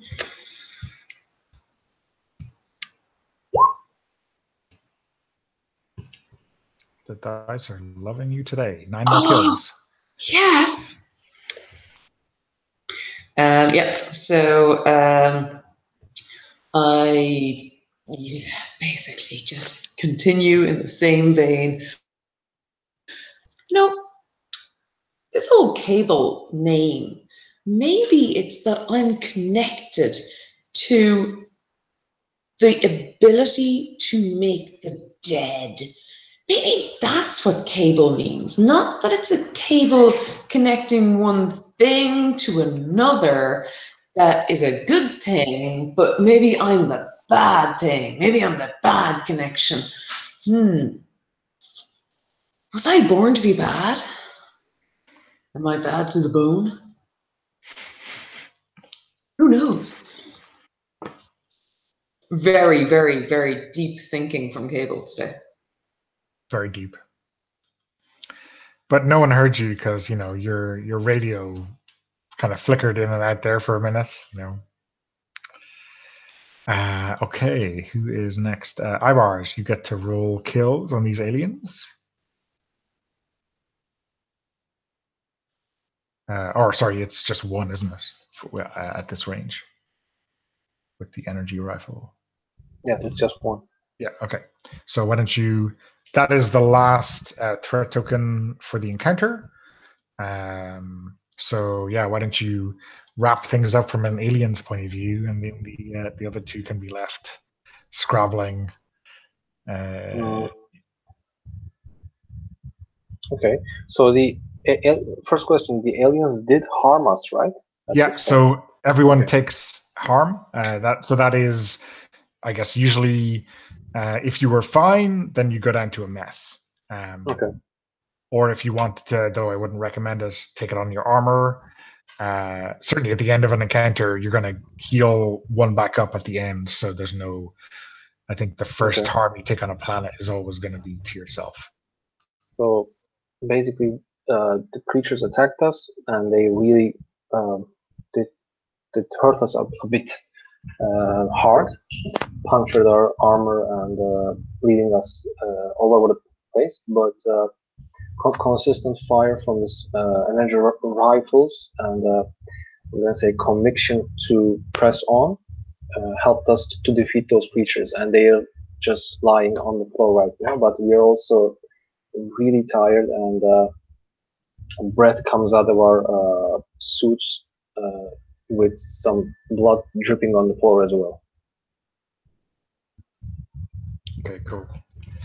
And then both of the other rolls are failures, so let's go with JD and then Jim. Mine wasn't a failure. Oh, sorry, yours wasn't a failure. There was a success on a 1. Yeah, sorry. Yes, yeah. So you get to describe, but you don't get kills, unfortunately, because there's no tokens left. Yeah. Mm-hmm. Well, actually, you know what I think? I think this is one of these things where, like, where everything's swirling around and an alien comes up behind me and, like, spears me through the shoulder, and it, like, shings out of the front of my plate.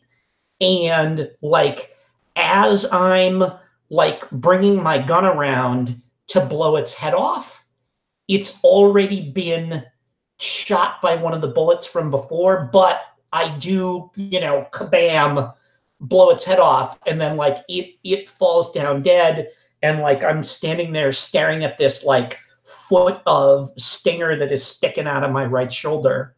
And I say, Corporal, I could use your assistance here. I sound a little woozy as I say that. Okay. Yep. You could indeed. Would you like it? Please. Right. So, Longion's actually fixing you. Awesome. I mean, you have to ask permission before you touch someone, right? Certainly a superior officer. Yeah. Officer for sure. Yeah. JD, what's Nuke doing? I guess his wrestling move may not have gone as he planned, but what does that look like? I think that I go and I actually managed to grab one, but they're a lot stronger flyers than I expected them to be, so it just carries me up. And then let's see, probably this might be one that. Well, it's probably just one that Cable is taken out, just as she's just as he's just spraying across, and it dies in midair, and so we both just fall and land hard. So I'm taking a mess. I probably bruise some ribs. It's gonna hurt tomorrow, that's for sure. Okay. So yeah, that's the end of the encounter. Let's take that break now and be back in 5 after the hour. That sounds okay. And we'll continue to kick alien ass.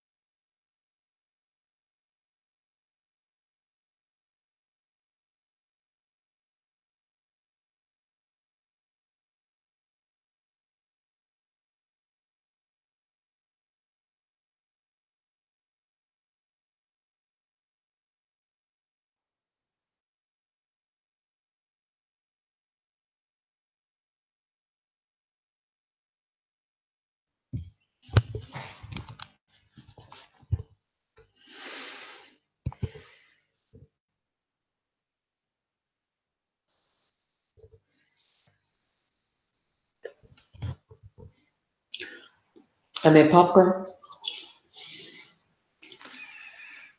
It's mine. Oh, mine. It's not fair. It's not fair.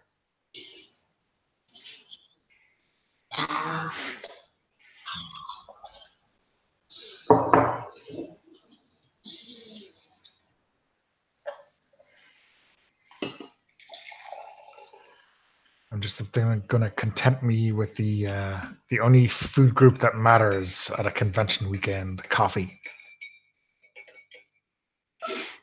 Can't drink Well,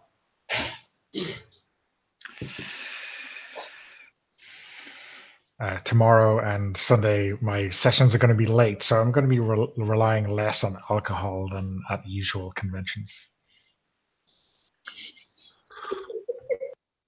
But I'm on brand. Evil troopers wiping out life as we know it.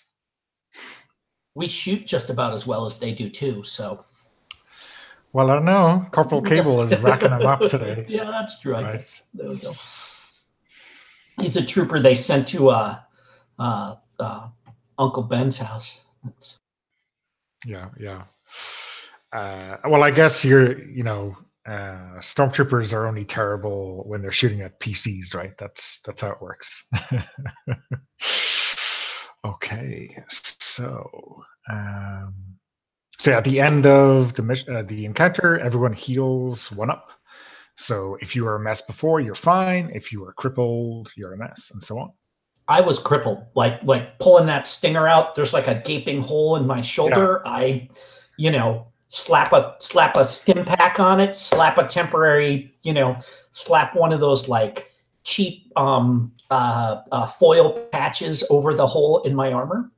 Yeah. But like I don't think I'm going to be swinging my claw at anybody with that arm anytime soon. So. It's a duct tape and super glue approach to medicine, and then some drugs. Yeah. Well, that's it. Yeah. Oh yeah. And then a little stim pack to keep me on my feet, and we march on deeper into towards the center of the hive here. Yeah. So I think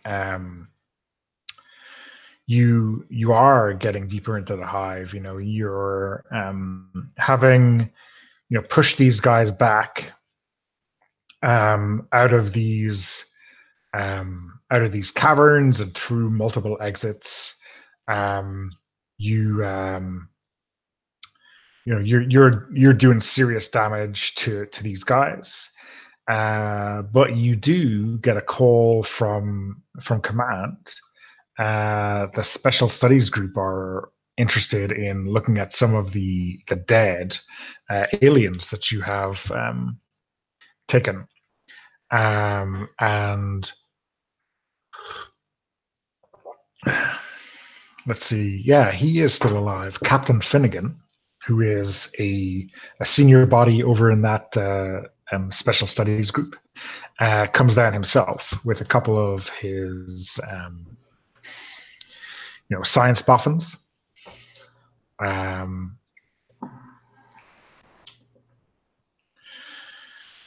So, Lieutenant, this is, I'm prepared to unofficially say, not good. So, you remember, of course, the. Would you care to unofficially elaborate, sir? Yeah, you remember those spores that we discovered on Caravaggio back in Charlie Sector? That planet that, well, I'll tell you what, it didn't feel good to be beaten up by plants. Mm-hmm. The spores that infected some of our people, we're kind of seeing signs that these things are infecting these aliens as well. I think we really need to get to the bottom of whether this is just a coincidence, whether whether there's some outside force that is, infecting planets in this sector. We need to see maybe if this goes all the way to the top. If there is a queen in this hive, we need to make sure that or at least establish whether they're infected with these spores as well. All right. So I'm. Sir, can you get this data out of dead specimens as easily as live ones, sir? I think.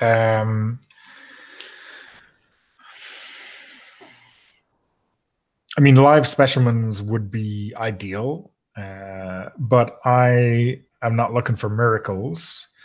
If you deliver a dead queen to me, I will not.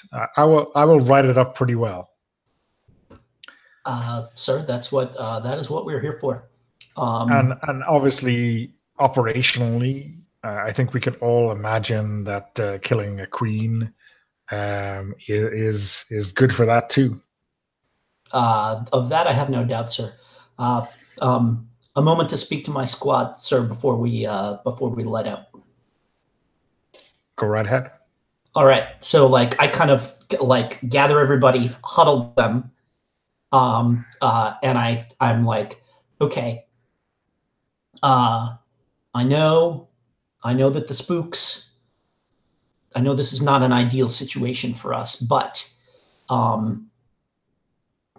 first of all, we don't have to take anything alive.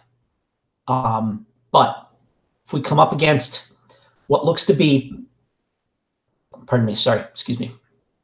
If we come up against what looks to be a high-ranking bug, no grenades. We need to take it as intact as possible. Does everyone understand? I need a yes, sir, from each one of you.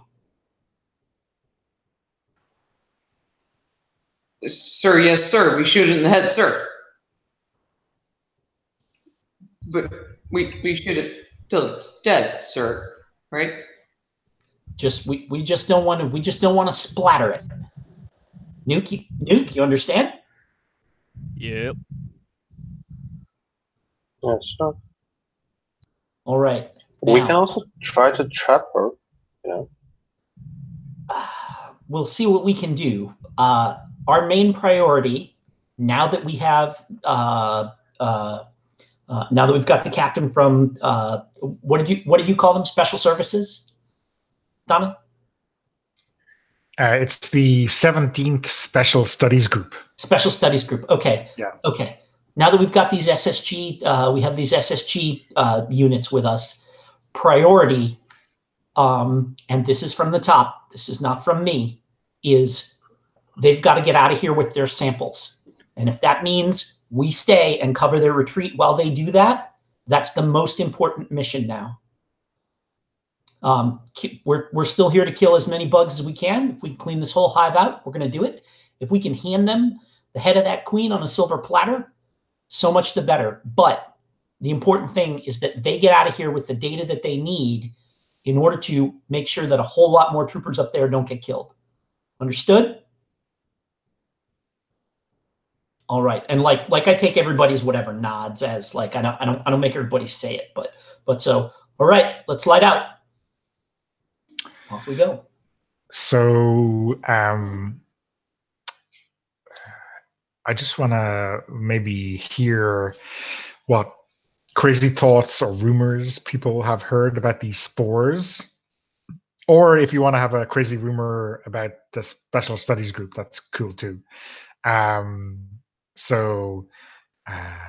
the spores first erupted on this planet that was the alien life form was plants, and then there were signs that the kind of traitor corrupt marines that were on the next planet were infected with these spores as well. But I want to hear what your character has heard in the gossip rumor mongering about this crazy studies group or the spores as well. So let's skip Jim. Let's go to Nuke. What has Nuke heard, or what does he think about this stuff?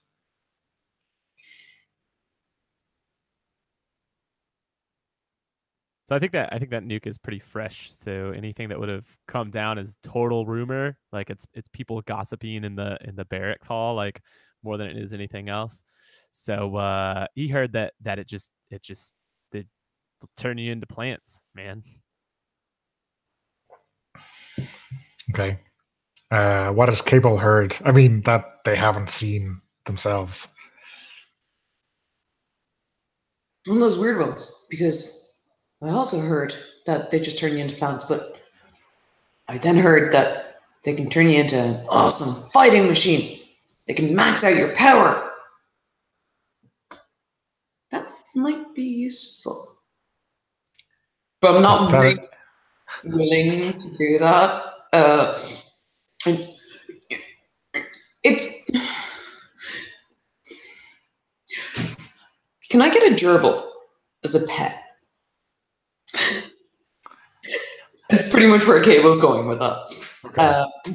The rumor is that they will make you much, much stronger. But we did kill the ones the last time, so therefore we're stronger. So if I'm stronger than they are, and then I get infected with one of them to make me stronger than I would have originally been, does that make me stronger, or does it make me super stronger? Wow, this is some really deep stuff. I think this is what they'll tell you when you get your sergeant stripe. Oh, okay. Yeah, okay. Yeah, This must be one of those hidden chapters in the sergeant's handbook. that makes so much sense.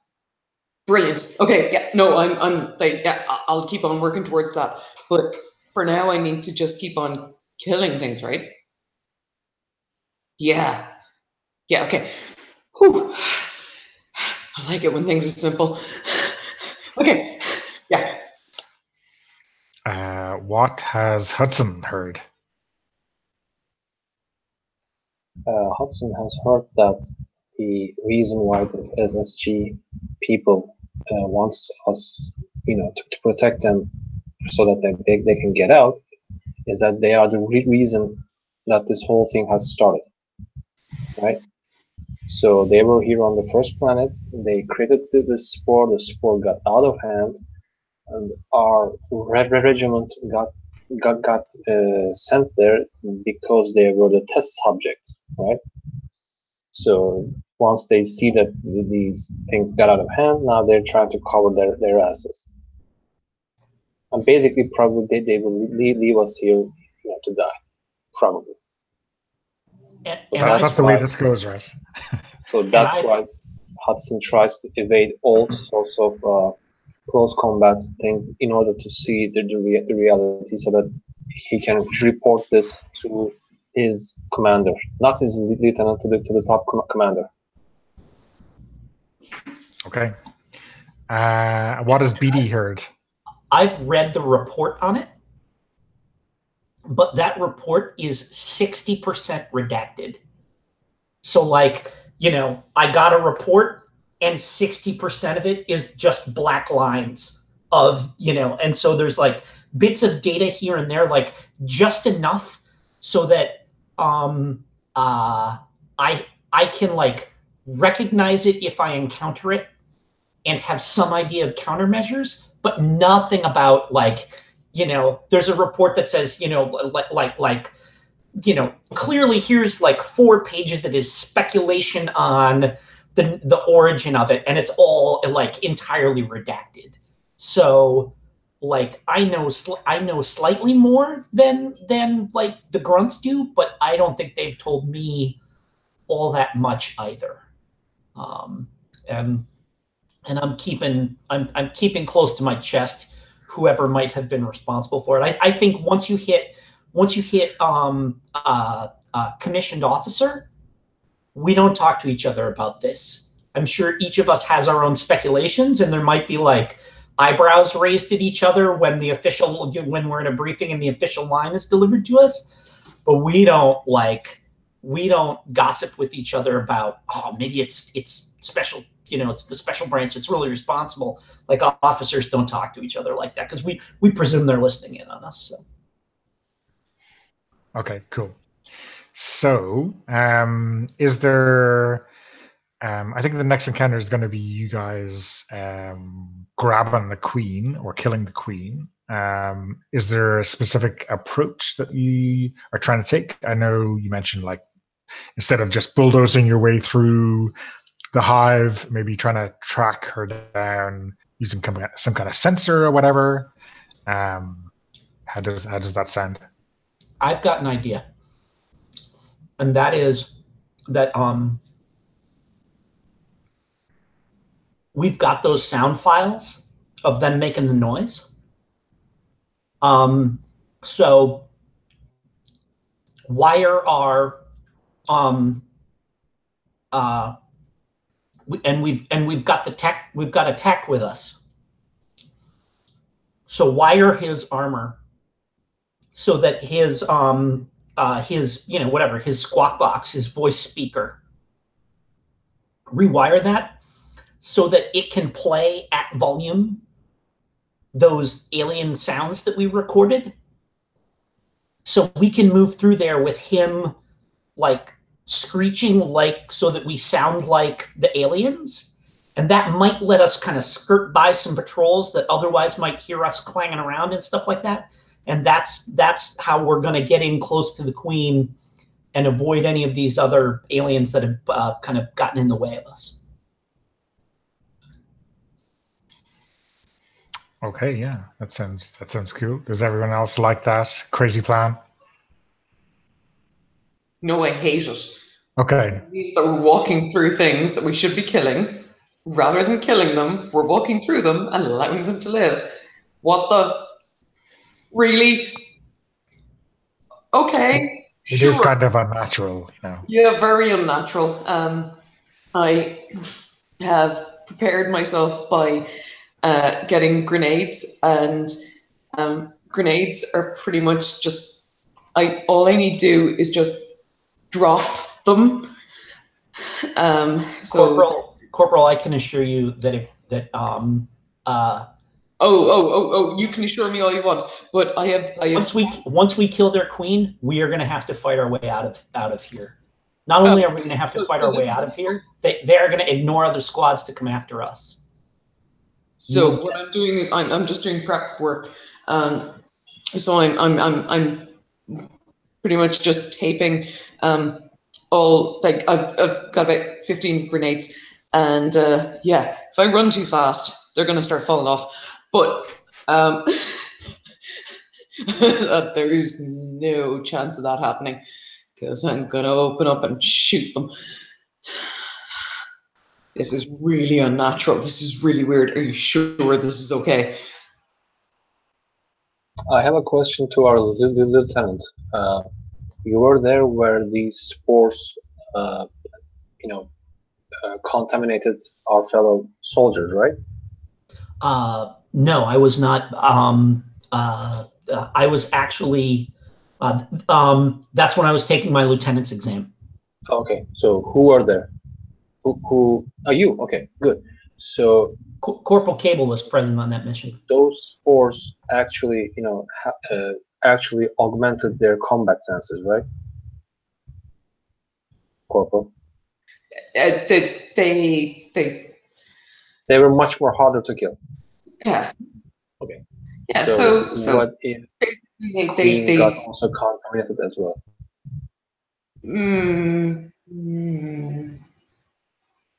That could be logical. Okay. Yeah. So basically, just remind me one more time. We're basically going in to kill a very large insect who could be potentially much more augmented, and we're going in by using sound that can also mean in their own language, here we come. Right? Well, when you put it like that, yeah, you also make an awful lot of sense. But yeah.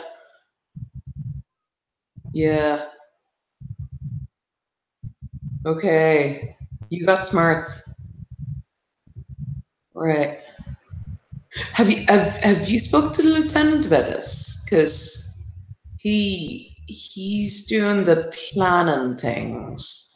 I'm doing the shooting things. Yeah, probably he's nearby, so he's hearing this, right? So I'm not gonna try to talk to you in a separate corner, blah blah blah. Yeah. Lieutenant, Yeah. Hudson's got an idea about things. I mean, we really don't have any time to decipher their languages. So we're going in full blast stereo. I mean, forgive me if I'm doing something stupid, but shouldn't we carefully examine our position, how to attack this thing? Or maybe before even attacking, maybe we can draw him out, because a cornered animal always fights to the death. Right? Trooper, I'm not. Think very carefully about how you answer this next question. Are you questioning my orders? No, I'm questioning the nature of this planet. Well, the captain here, I say, pointing at the captain who outranks me, has given me very explicit orders that he needs a queen and he needs one now.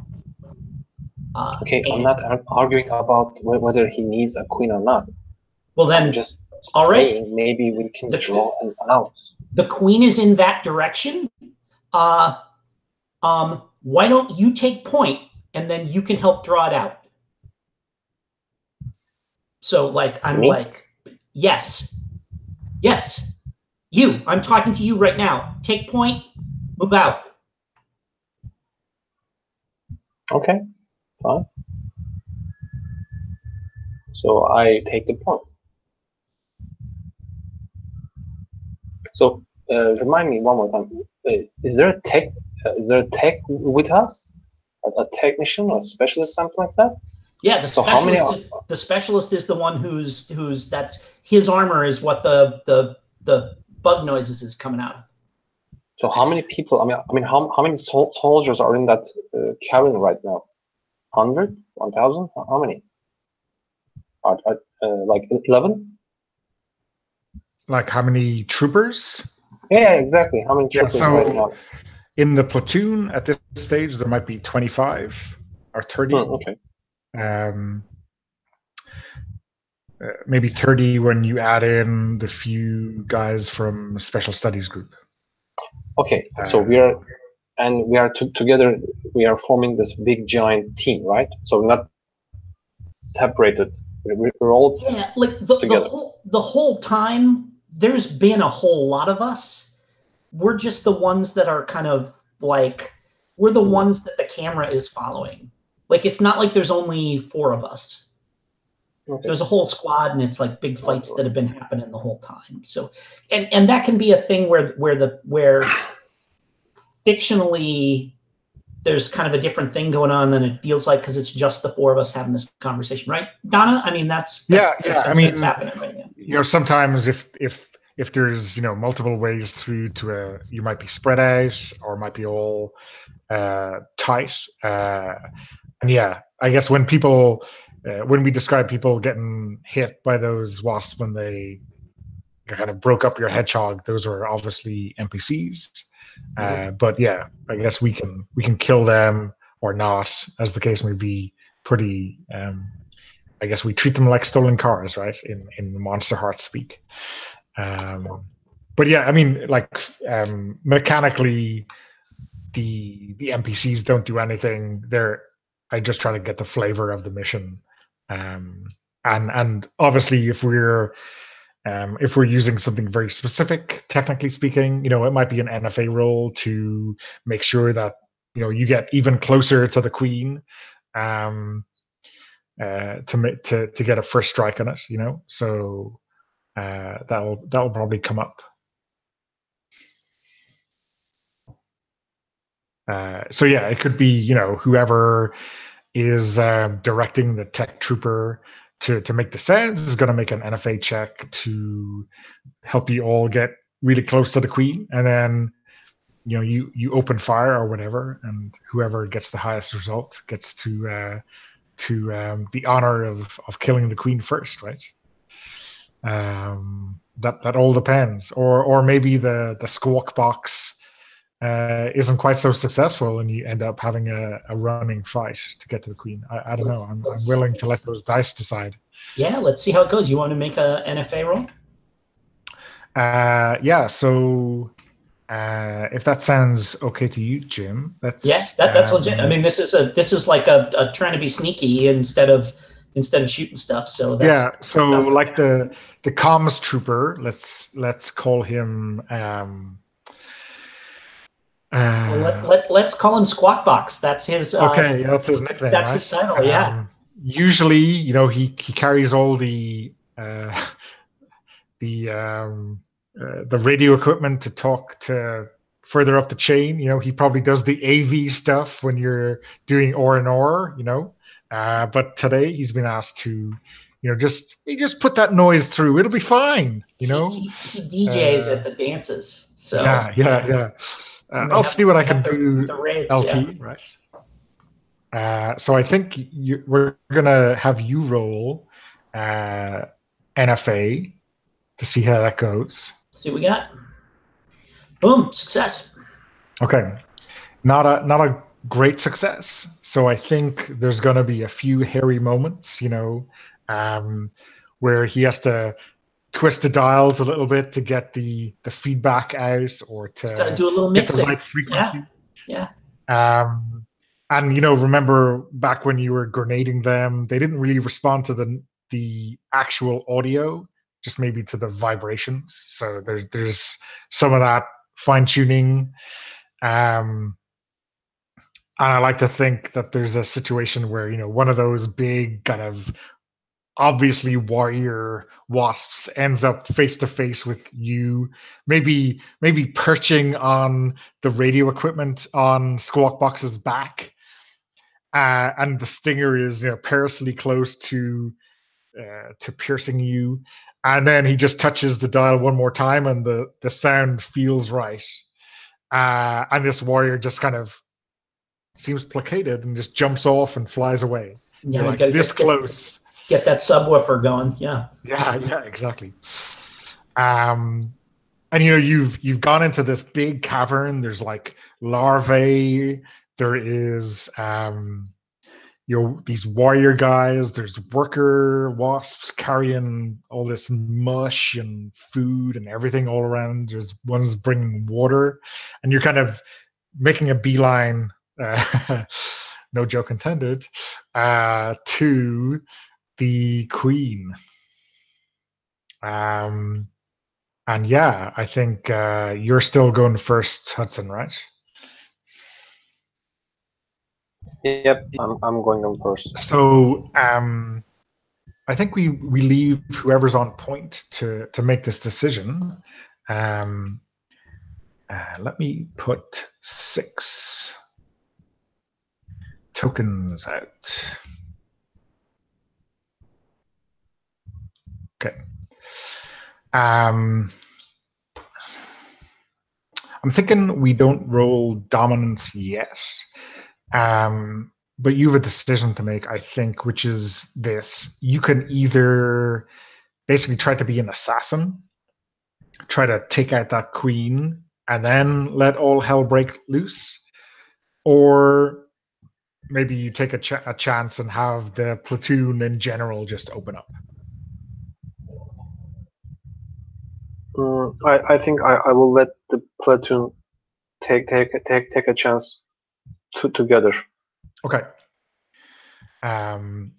So yeah, maybe describe how you're picking your way through and trying to get the platoon in a good firing position, and then. Okay. So do we see the queen or not? Yeah, I think so. Maybe. When you enter this big cavern, maybe she is, several hundred meters away, surrounded by workers and larvae and all of this stuff. Mm-hmm. So, but I think she is obvious, right? There's no mistaking it. The big queen. Okay. Well, I try to communicate with people not from voice, but just hand signs. 2 from there, 2 from there, and try to make like a crescent shape of this cavern, basically we try to surround her, but leave an empty space out of her to get out. But it's actually a trap, and I believe if we can set up bombs there, so once she goes down that way, we can explode these bombs, and she has to come back. So we can target her more with our weapons. But the problem is that I believe we're at close range right now, right? No, you haven't picked a range yet. Oh, okay. So that's fine. So we are trying to encircle her into a crescent shape, and the other side seems open, but it's actually rigged with explosives. Yeah. So how about this? You're directing in order to get like the best chance of overwhelming fire. Let's say that you make an NFA check, and if you make it, it's an ambush straight off the bat. If you don't make it, we roll normally for the dominance check, but it is just a case of someone steps on something and things outside of your control go wrong, and it's just a general firefight that just erupts. In order to pass the check, I have to roll lower than 5, right? Equal to or lower. So you just roll your NFA, and it'll, on a 5 or less, it is a success. It's a 4.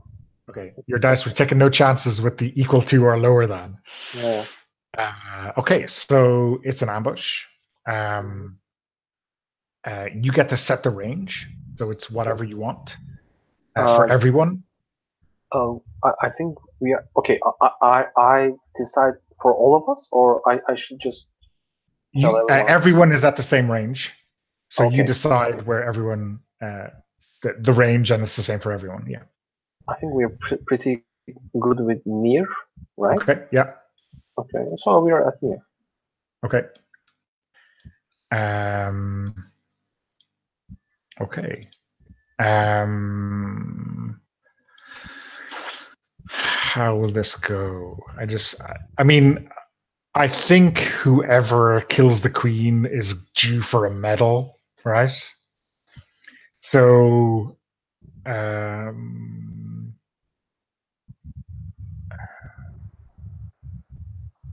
yeah, I think it should be a roll-off to see who. Actually, no. I think we got 6 tokens here, right? Yeah, there's 6 tokens, so you're going to be taking care of 4 of them, and then there's going to be a general attack roll in the following round. But actually, I don't think it's going to be luck. I think it's down to Hudson. He is setting the ambush. He is pointing troopers at people, so you get to decide. I'm gonna spend a strength. Okay, so okay, that's fair enough. You're spending your strength to just win the encounter. Yep. So you are. And is someone going to get a medal for taking out the queen? How about that? That's kind of awesome. Okay, so yeah, I'm going to spend a strength. Okay. So this is a flashback. So, yeah. So, yeah. Tell us what this flashback is. Flashback to I am a private first class in charge of a scout patrol that is on a remote agrarian colony that has foolishly decided to declare independence from Earth. And they and like it's a whatever it's like a village that we've gone into, and they're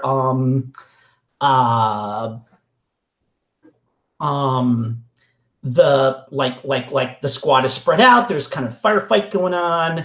They're holed up in a whatever, like a central building, probably their church. Like it's like reinforced and stuff, and we've just got small arms and everything like that. Our sergeant has gotten killed, so I'm like whatever. I'm a private first class, but I'm like the highest ranking trooper. I'm not really an officer, but And like everyone is hollering at me, what the fuck do we do? The sergeant's dead. And I look across the street and I see there's a little schoolhouse. And I say, redirect fire at that building. And I grab I just like collar, I like kind of cup my hands and holler at the building that's out there. You have 10 seconds to lay down your arms and come out. And they keep shooting. And I say, light it up. And the squad turns and stops shooting at the thing and just starts lighting up the schoolhouse. And like screams are coming from inside it and stuff like this. And I say, ceasefire, you know, and like it's quiet and there's like shells rattling down and stuff like this. And I say, come out now or we resume firing. And like there's that pregnant pause. And then the door opens and like, you know, like a woman comes running out like with her arms up in the air.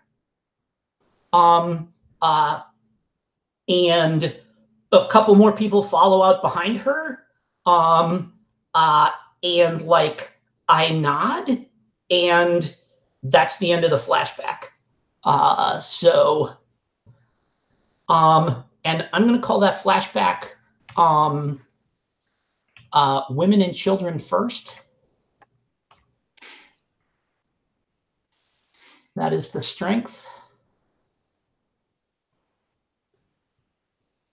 Because I am willing to do what is required to get the enemy to surrender.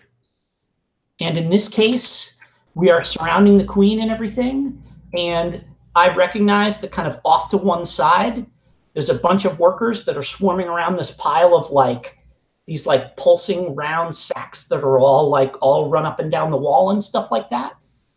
And when we're about to open and like the shooting starts and I say, ceasefire, direct at that. And they start shooting the eggs up.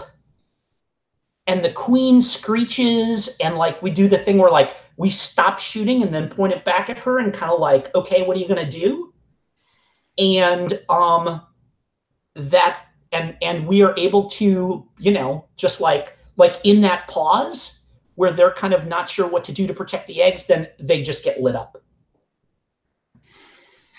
Cool. Do you want to roll kills for your best range, best weapon, whatever?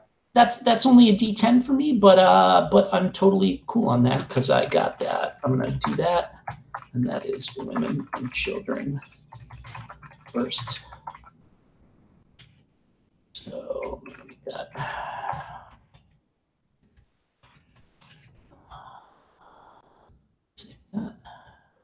And then that's just a D10, so I'll just roll on like my fighting ability. I got 5 kills off of that. But we took down the queen. Yeah. That's more tokens removed than actual kills, which is unusual. Yeah. I'm totally good on that. Well, that's why I'm an officer. Okay. Yeah. So let's describe all hell breaking loose, right? You have I'm going to kind of just say that the special studies guys grab the relevant bits of the queen to get a sample in this absolute chaos as the whole hive kind of erupts into panic and madness. This next encounter is going to be you guys escaping with your lives. And so, and just to underline that mechanically for you guys that haven't played before, the second you say, I'm going to use a strength, that ends the encounter. You clear all the tokens, you get the kills, and we move on to the next thing. So anytime things look grim, you can just do that, and bam, it does it just like that. And that's kind of how we learn about each other's past and stuff like that. And that's also how we learn that me being by the book means that I'm a cold and heartless bastard. So. But who will get the medal for killing the queen? Yeah, Beatty does because he got the kill. He went first. He killed everyone of note in that encounter through using the strength. That's the power of strengths, is that they just. I mean, you got a limited number of them. He stole Now, here's important to say: this is the medal that gets awarded. Not the medal. The same kind of medal is awarded on every planet for whoever gets the last token.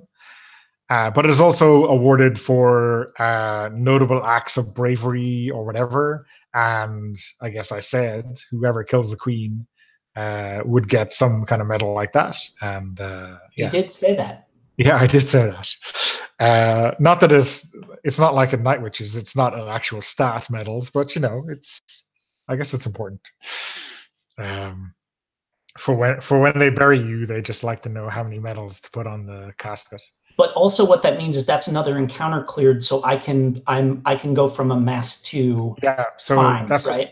Exactly. So no one took damage in that encounter. That was my other incentive for doing that. So yeah. So the previous one you'd been in crippled, and you moved up to a mess, and then at the end of this you go from mess to fine again. Excellent. So and that works for everyone. Everyone heals 1 level after every encounter. Okay. So next encounter, I'm going to make this another 6.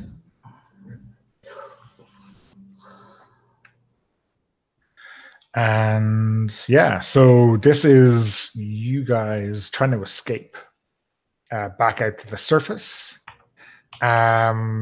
So yeah, discuss the strategy with regard to rolling NFA for dominance. I guess the usual discussion holds, but whether everyone sticks to that is completely up to you. I can lay down suppressing fire. That sounds unnatural. Odds wise, like I think we're less concerned about getting an ambush here than just making sure we don't get ambushed, right? Right. So maybe having everybody roll might not be a bad idea. Okay, so I shoot. Excellent. I shoot. So you're shooting with NFA this time because it's suppressive fire, right? But my shoot is so good, right? My shoot ability is so good that even when I'm shooting with my mouth off, that is the right phrase, then I can do this. Okay, so everyone is rolling, are they? New cutscenes, that sound good to you? You guys can totally talk me out of this if you want to.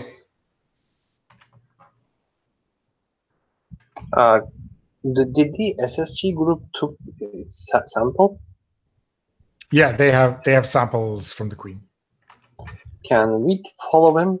Follow them. Probably they are. They will use the most protective route. Oh yeah, they're with us. I think. I mean, they attach themselves to our platoon, so we're escorting them back to the surface right now. I think, right? Yeah. Totally. But like, if you want to say I'm right next to one of them and they're not getting out of my sight, you can totally do that. Okay. If you wanted to do something a little bit more nefarious with your action in the middle of combat, and push one of them into an alien's way and steal his samples, that would be tragic. That's an NFA thing for sure. Yeah. So yeah, is everyone rolling for dominance? I'm gonna roll. Understanding that right? Okay. Boom, got it.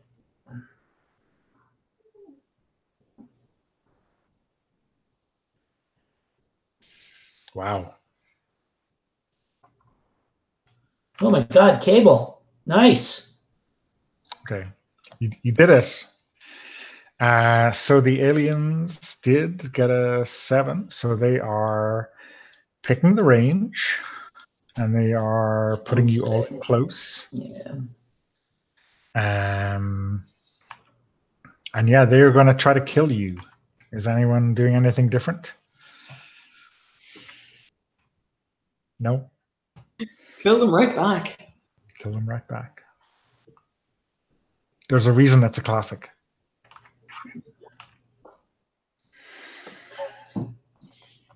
What? That's tragic. Can I use a strength? You totally can. Yeah, Yeah. that's a great time to use the strength. Yeah. Okay.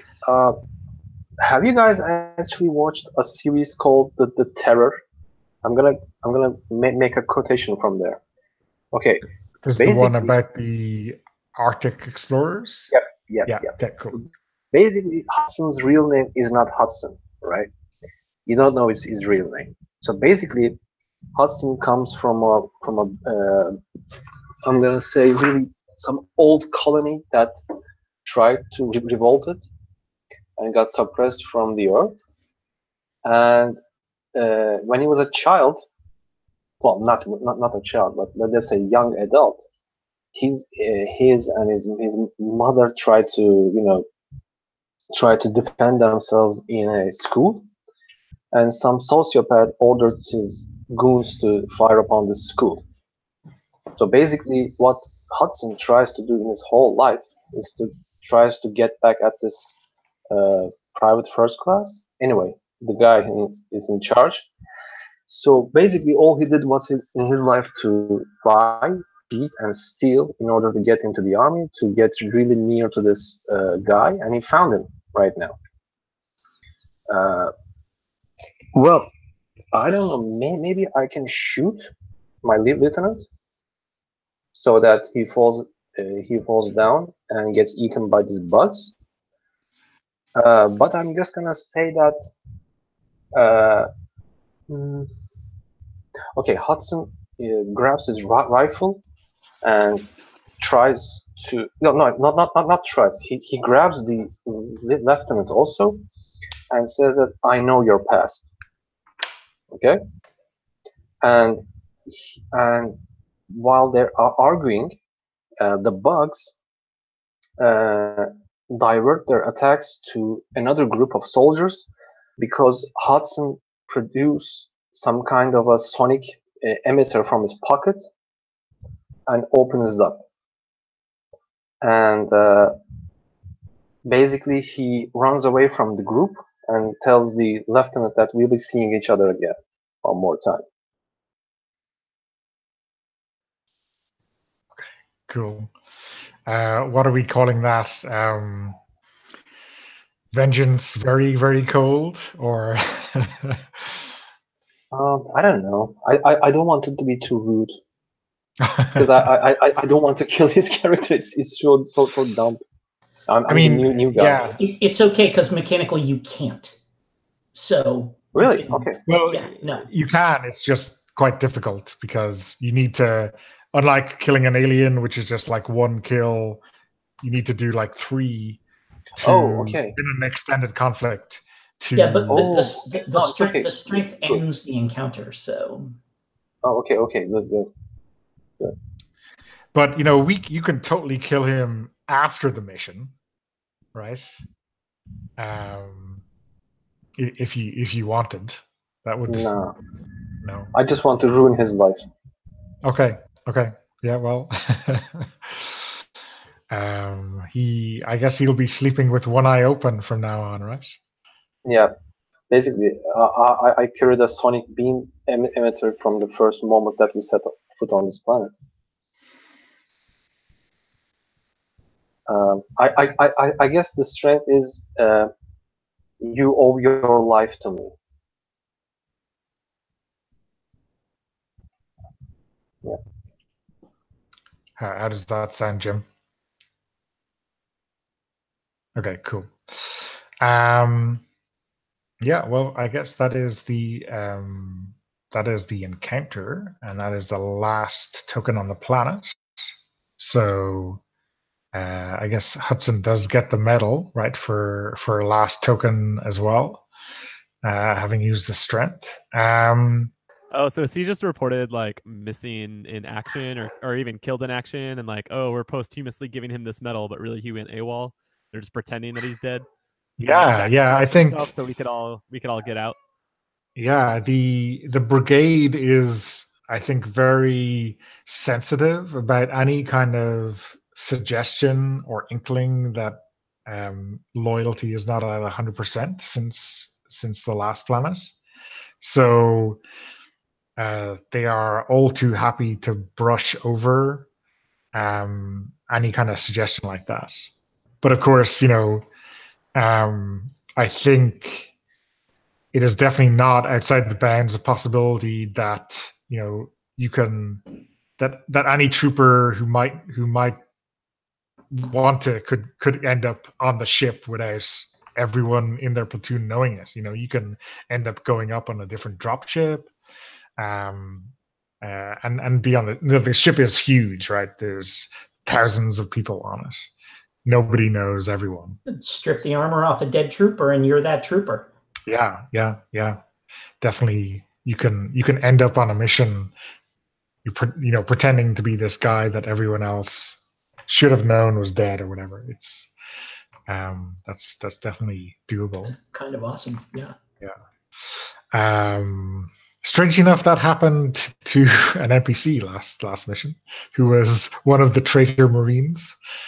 So yeah, there you go. Does anyone want to do some scenes post mission? I get a feeling, like, I know we had 2 strengths, which kind of cut through the usual play. I want to hear from Nuke, maybe when we get back on ship.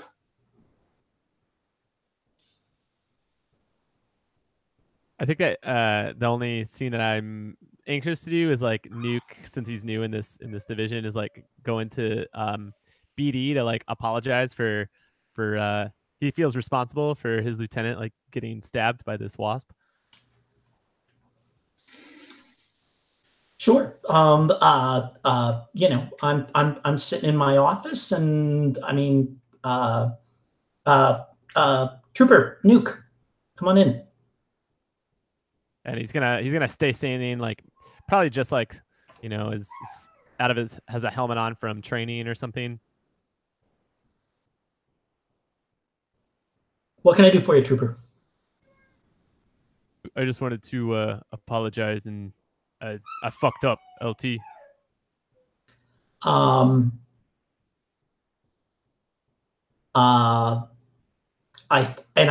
shrug and kind of maybe just wince a tiny bit when because one of my shoulder's still a little sore. And I say, True, we all came back alive.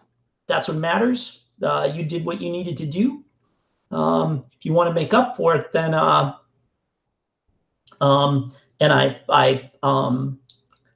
you want to make up for it,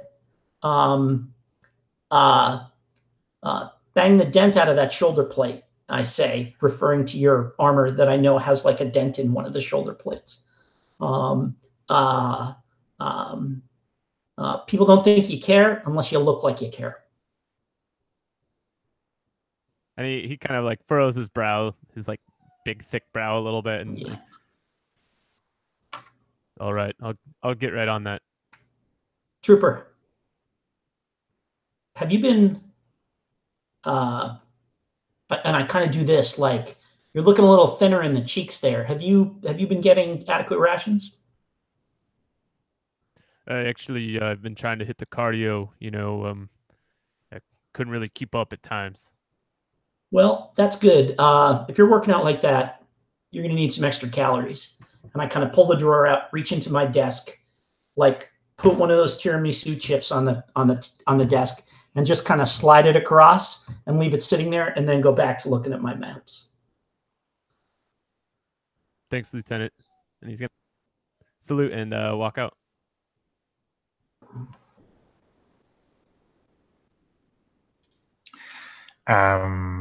So yeah, I'm wondering, how does Hudson get back up on board the Atlas, and where is he kind of bunking or hiding out in the meantime? Oh, Hudson does not hides out. Or Does not hide out. he's right in Beatty's grill, just like nothing happened. Yeah, just nothing happened because he got Okay. rid of that device because the whole planet got exterminated, probably. So he has no proof that he has threatened his lieutenant. In fact, he hasn't threatened as well. He just saved his life. But yeah, he still lies open there, and probably have a discussion with the lieutenant once he sees him alone. Okay. We go straight to that. Go straight to the juicy part. Yeah. Really?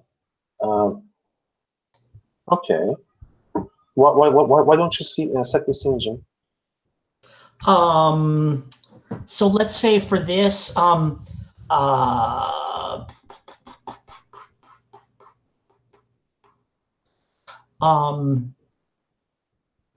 think we do end up having to do that PT.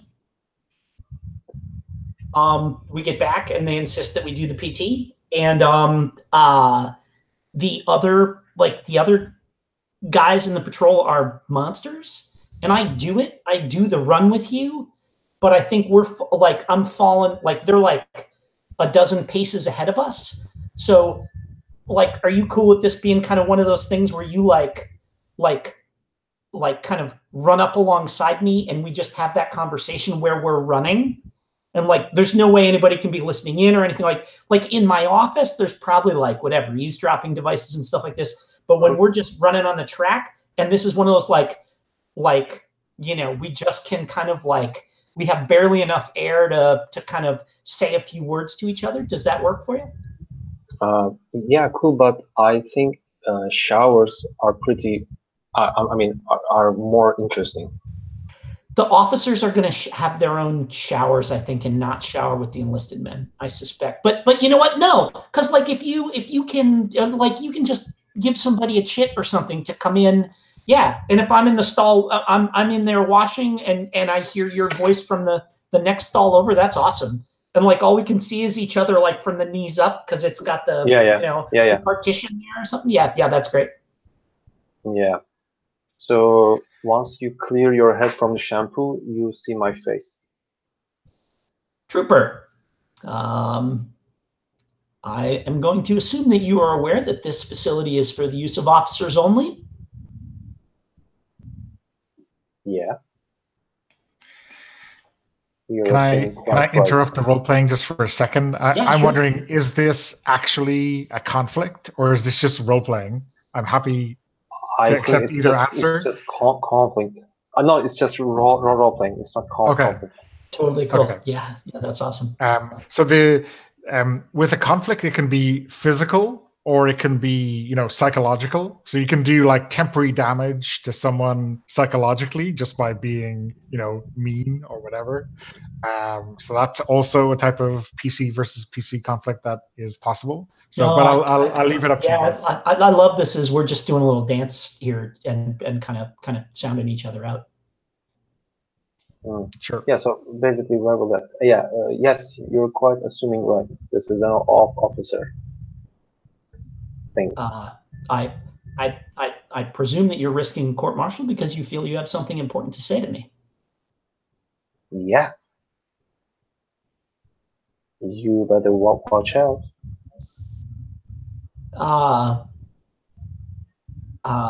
Yes, we are risking our lives every day on behalf of Terra, and watching out is sort of the point.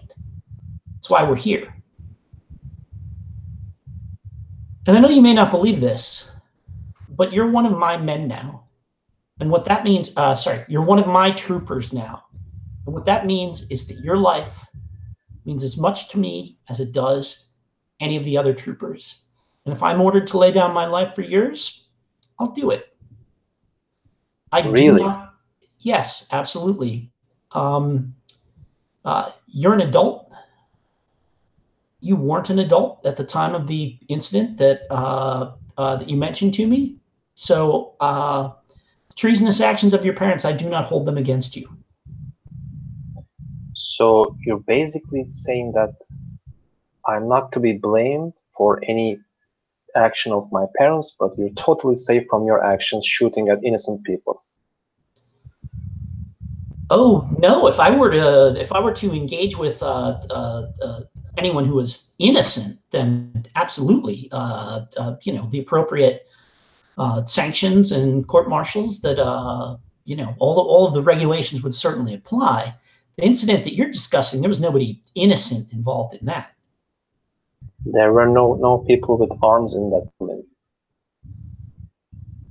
I see what you're saying. Yes. Well, the problem is that according to the charter that colonists sign when they are allowed to colonize, and I've got a copy of it in my office, so I'd be happy to show you, they accept responsibility on behalf of their families and relatives for any actions that they may take against Terra. So I think I need you to understand that was not me endangering your family. That was your parents choosing to endanger your family. They understood fully what they were doing when they took those actions. But you also take full responsibility to shoot at unarmed civilians,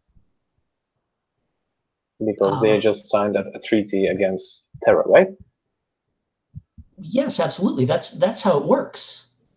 Okay. We all take responsibility for the actions that we understand are in compliance with or violation of covenants that we have made. Yep. Okay. No problem. Thanks for enlightening me. Have a nice bath. All right. Trooper, I appreciate your candor. Why don't you let yourself out, and I'll forget that I saw you here. Sure. No problem.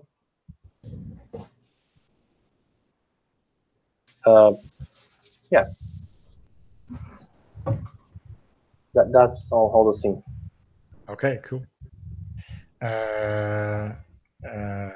Presumably, having gone through quite a lot of ammo, Cable needs to clean Vera, right? That's what I imagine Cable does every hour of every day. Cable has priorities, right? They're not people, they're guns. I mean, weapons are what kill bugs, not the people. Because, as we have seen, people are expendable, guns are dependable. And I made a rhyme! And I come walking in while you're cleaning your lurleen there, or whatever it is, your rifle. Corporal. Sir, yes, sir. My understanding is that you have applied for the sergeant's exam. Sir, how, sir? All right. Well, and I sit down next to you, and you've got the pieces laid out and stuff like this. Yep. And I nod at how they're all kind of perfectly laid out and stuff like that. Yep. And I say, I have taken the liberty of putting something together that I think might help you on the exam. And I pull out a...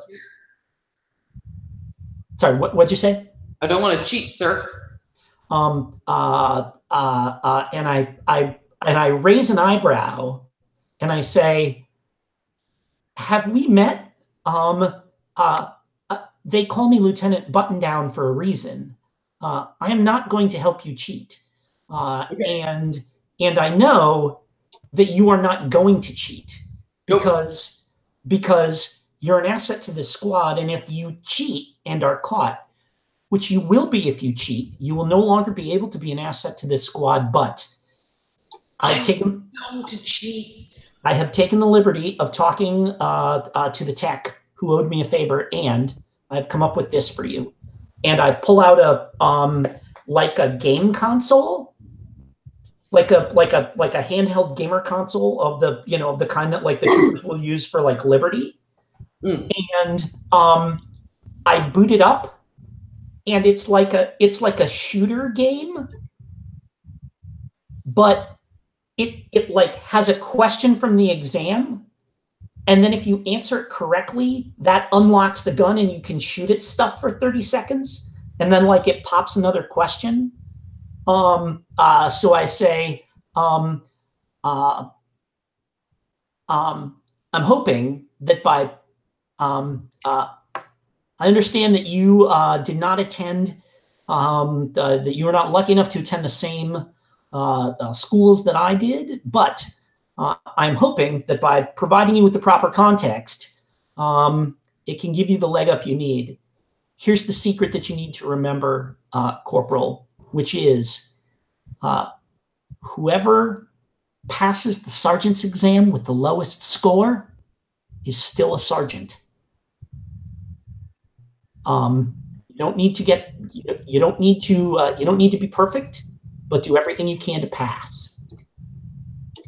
Do you understand? Sure. Thanks. Why don't you finish that up, and I'll just leave this here, I say, and I just like set the little gamer console next to the rifle and then like let myself out. I actually feel really sorry for him right now, because like it means that he didn't get to just shoot things. He had to learn stuff as well.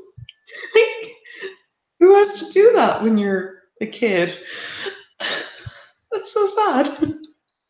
But it's really nice of him. He gave me a toy. I can play with that. Thanks. Thanks, Lieutenant. Everybody has their assets, I guess. Okay. Does anyone else want another scene, or can we go to some bookkeeping? Yep. I want the camera to fade out on Nuke, just like trying to punch his like shoulder plate back into place. I'm almost certain that after, bruising every one of your knuckles, someone tells you to go down to the armorer who has like a proper hammer that'll do that. But, I don't know. There's some kind of, train hard, fight easy maxim there for Nuke and Feature.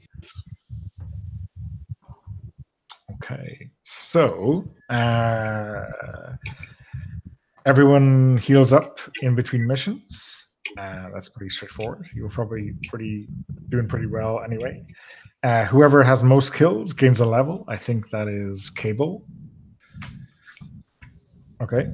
Everyone else rolls a d10. The highest roll also gains a level. So I think everyone except Cable or Christine needs to roll off.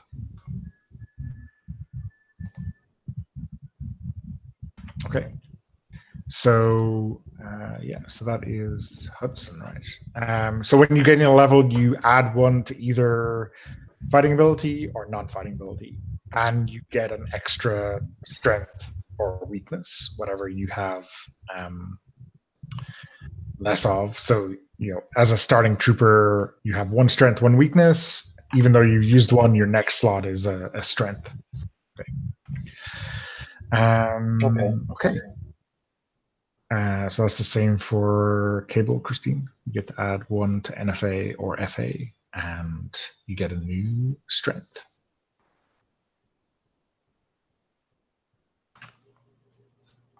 So you just like have a new slot. Okay. Then everyone gets to develop weapons and stuff. So you get one automatic one each.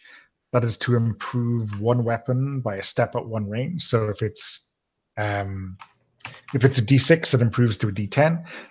It's important to note that obviously the starting troopers don't have any improvements yet, so you don't need to worry about multiple steps.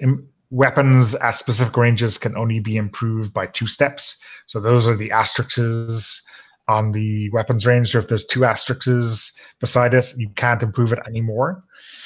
But you can improve hand-to-hand grenades, just about anything that you have already. Okay, so everyone gets one of those free, and then everyone else gets a chance of another development. The other developments you can get are the same kind of improvement for a different weapon. You can get a new weapon, or if you have used the strength, you are up for promotion. So I wouldn't worry about it until I would just make the roll versus non-fighting ability first. And then if you get it, you can worry about exactly which of those 3 things or 2 things you want to do. And if you miss the roll, then don't worry about it. So everyone gets 1 free, and then you get a roll to get a second thing.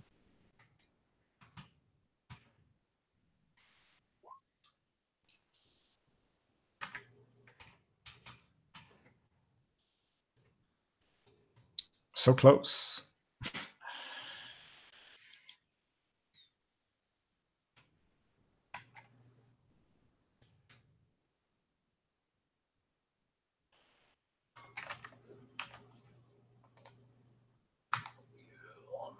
Okay. So, yeah, Ibar and Jim, you both rolled successes. So yeah, you get to choose now whether you want a promotion or get a new weapon or improve a different weapon than the one you just improved again. So yeah, Trooper goes to Corporal, which gets you a new weapon anyway, which gets you a machine gun or an E-cannon, which are both awesome. And then Captain gets you access to an APC, I think. Let me check. Captain. APC and TPK bomb. Yeah, and plus you get a power blade to go with your power claw. Yeah. A TPK bomb sounds kind of vaguely dangerous. You may call me Captain BD. Cool. We're gonna do that. And when you're captain, your responsibilities become ensure that no creatures on a planet survive and deliver mission briefings on planet assaults. So, yeah. Nice. I did bring that I did bring that queen back. So yeah, medal and promotion. How about you, Ibars? What are you doing for Hudson? Can Hudson rob the SSG department and to get a really experimental weapon, or should I go for the list? Well, there's a. I mean, what I would say is there's a list of weapons, and they are very specifically done so that, like, you'll notice there is no non-lethal weapons in here. You know, it's all about the kill. We can always say for flavor that, you know, if you get a weapon that is, you know, above your pay grade, which most of these are for a trooper, then it can be something that you get that is, you know, maybe experimental or just nicked out of the armory. Or maybe, you know what? I will go for promotion.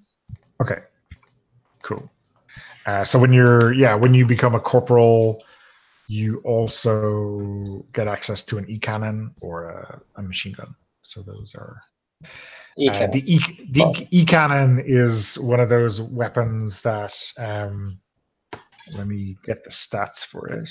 It starts at 2d10 at near range, and that means 1 step is 3d10 and 2 steps is d100. So that becomes awesome at some stage. Okay, cool. So that's it. We wrap up here and stop the broadcast, and then we can do a quick debrief afterwards. Okay.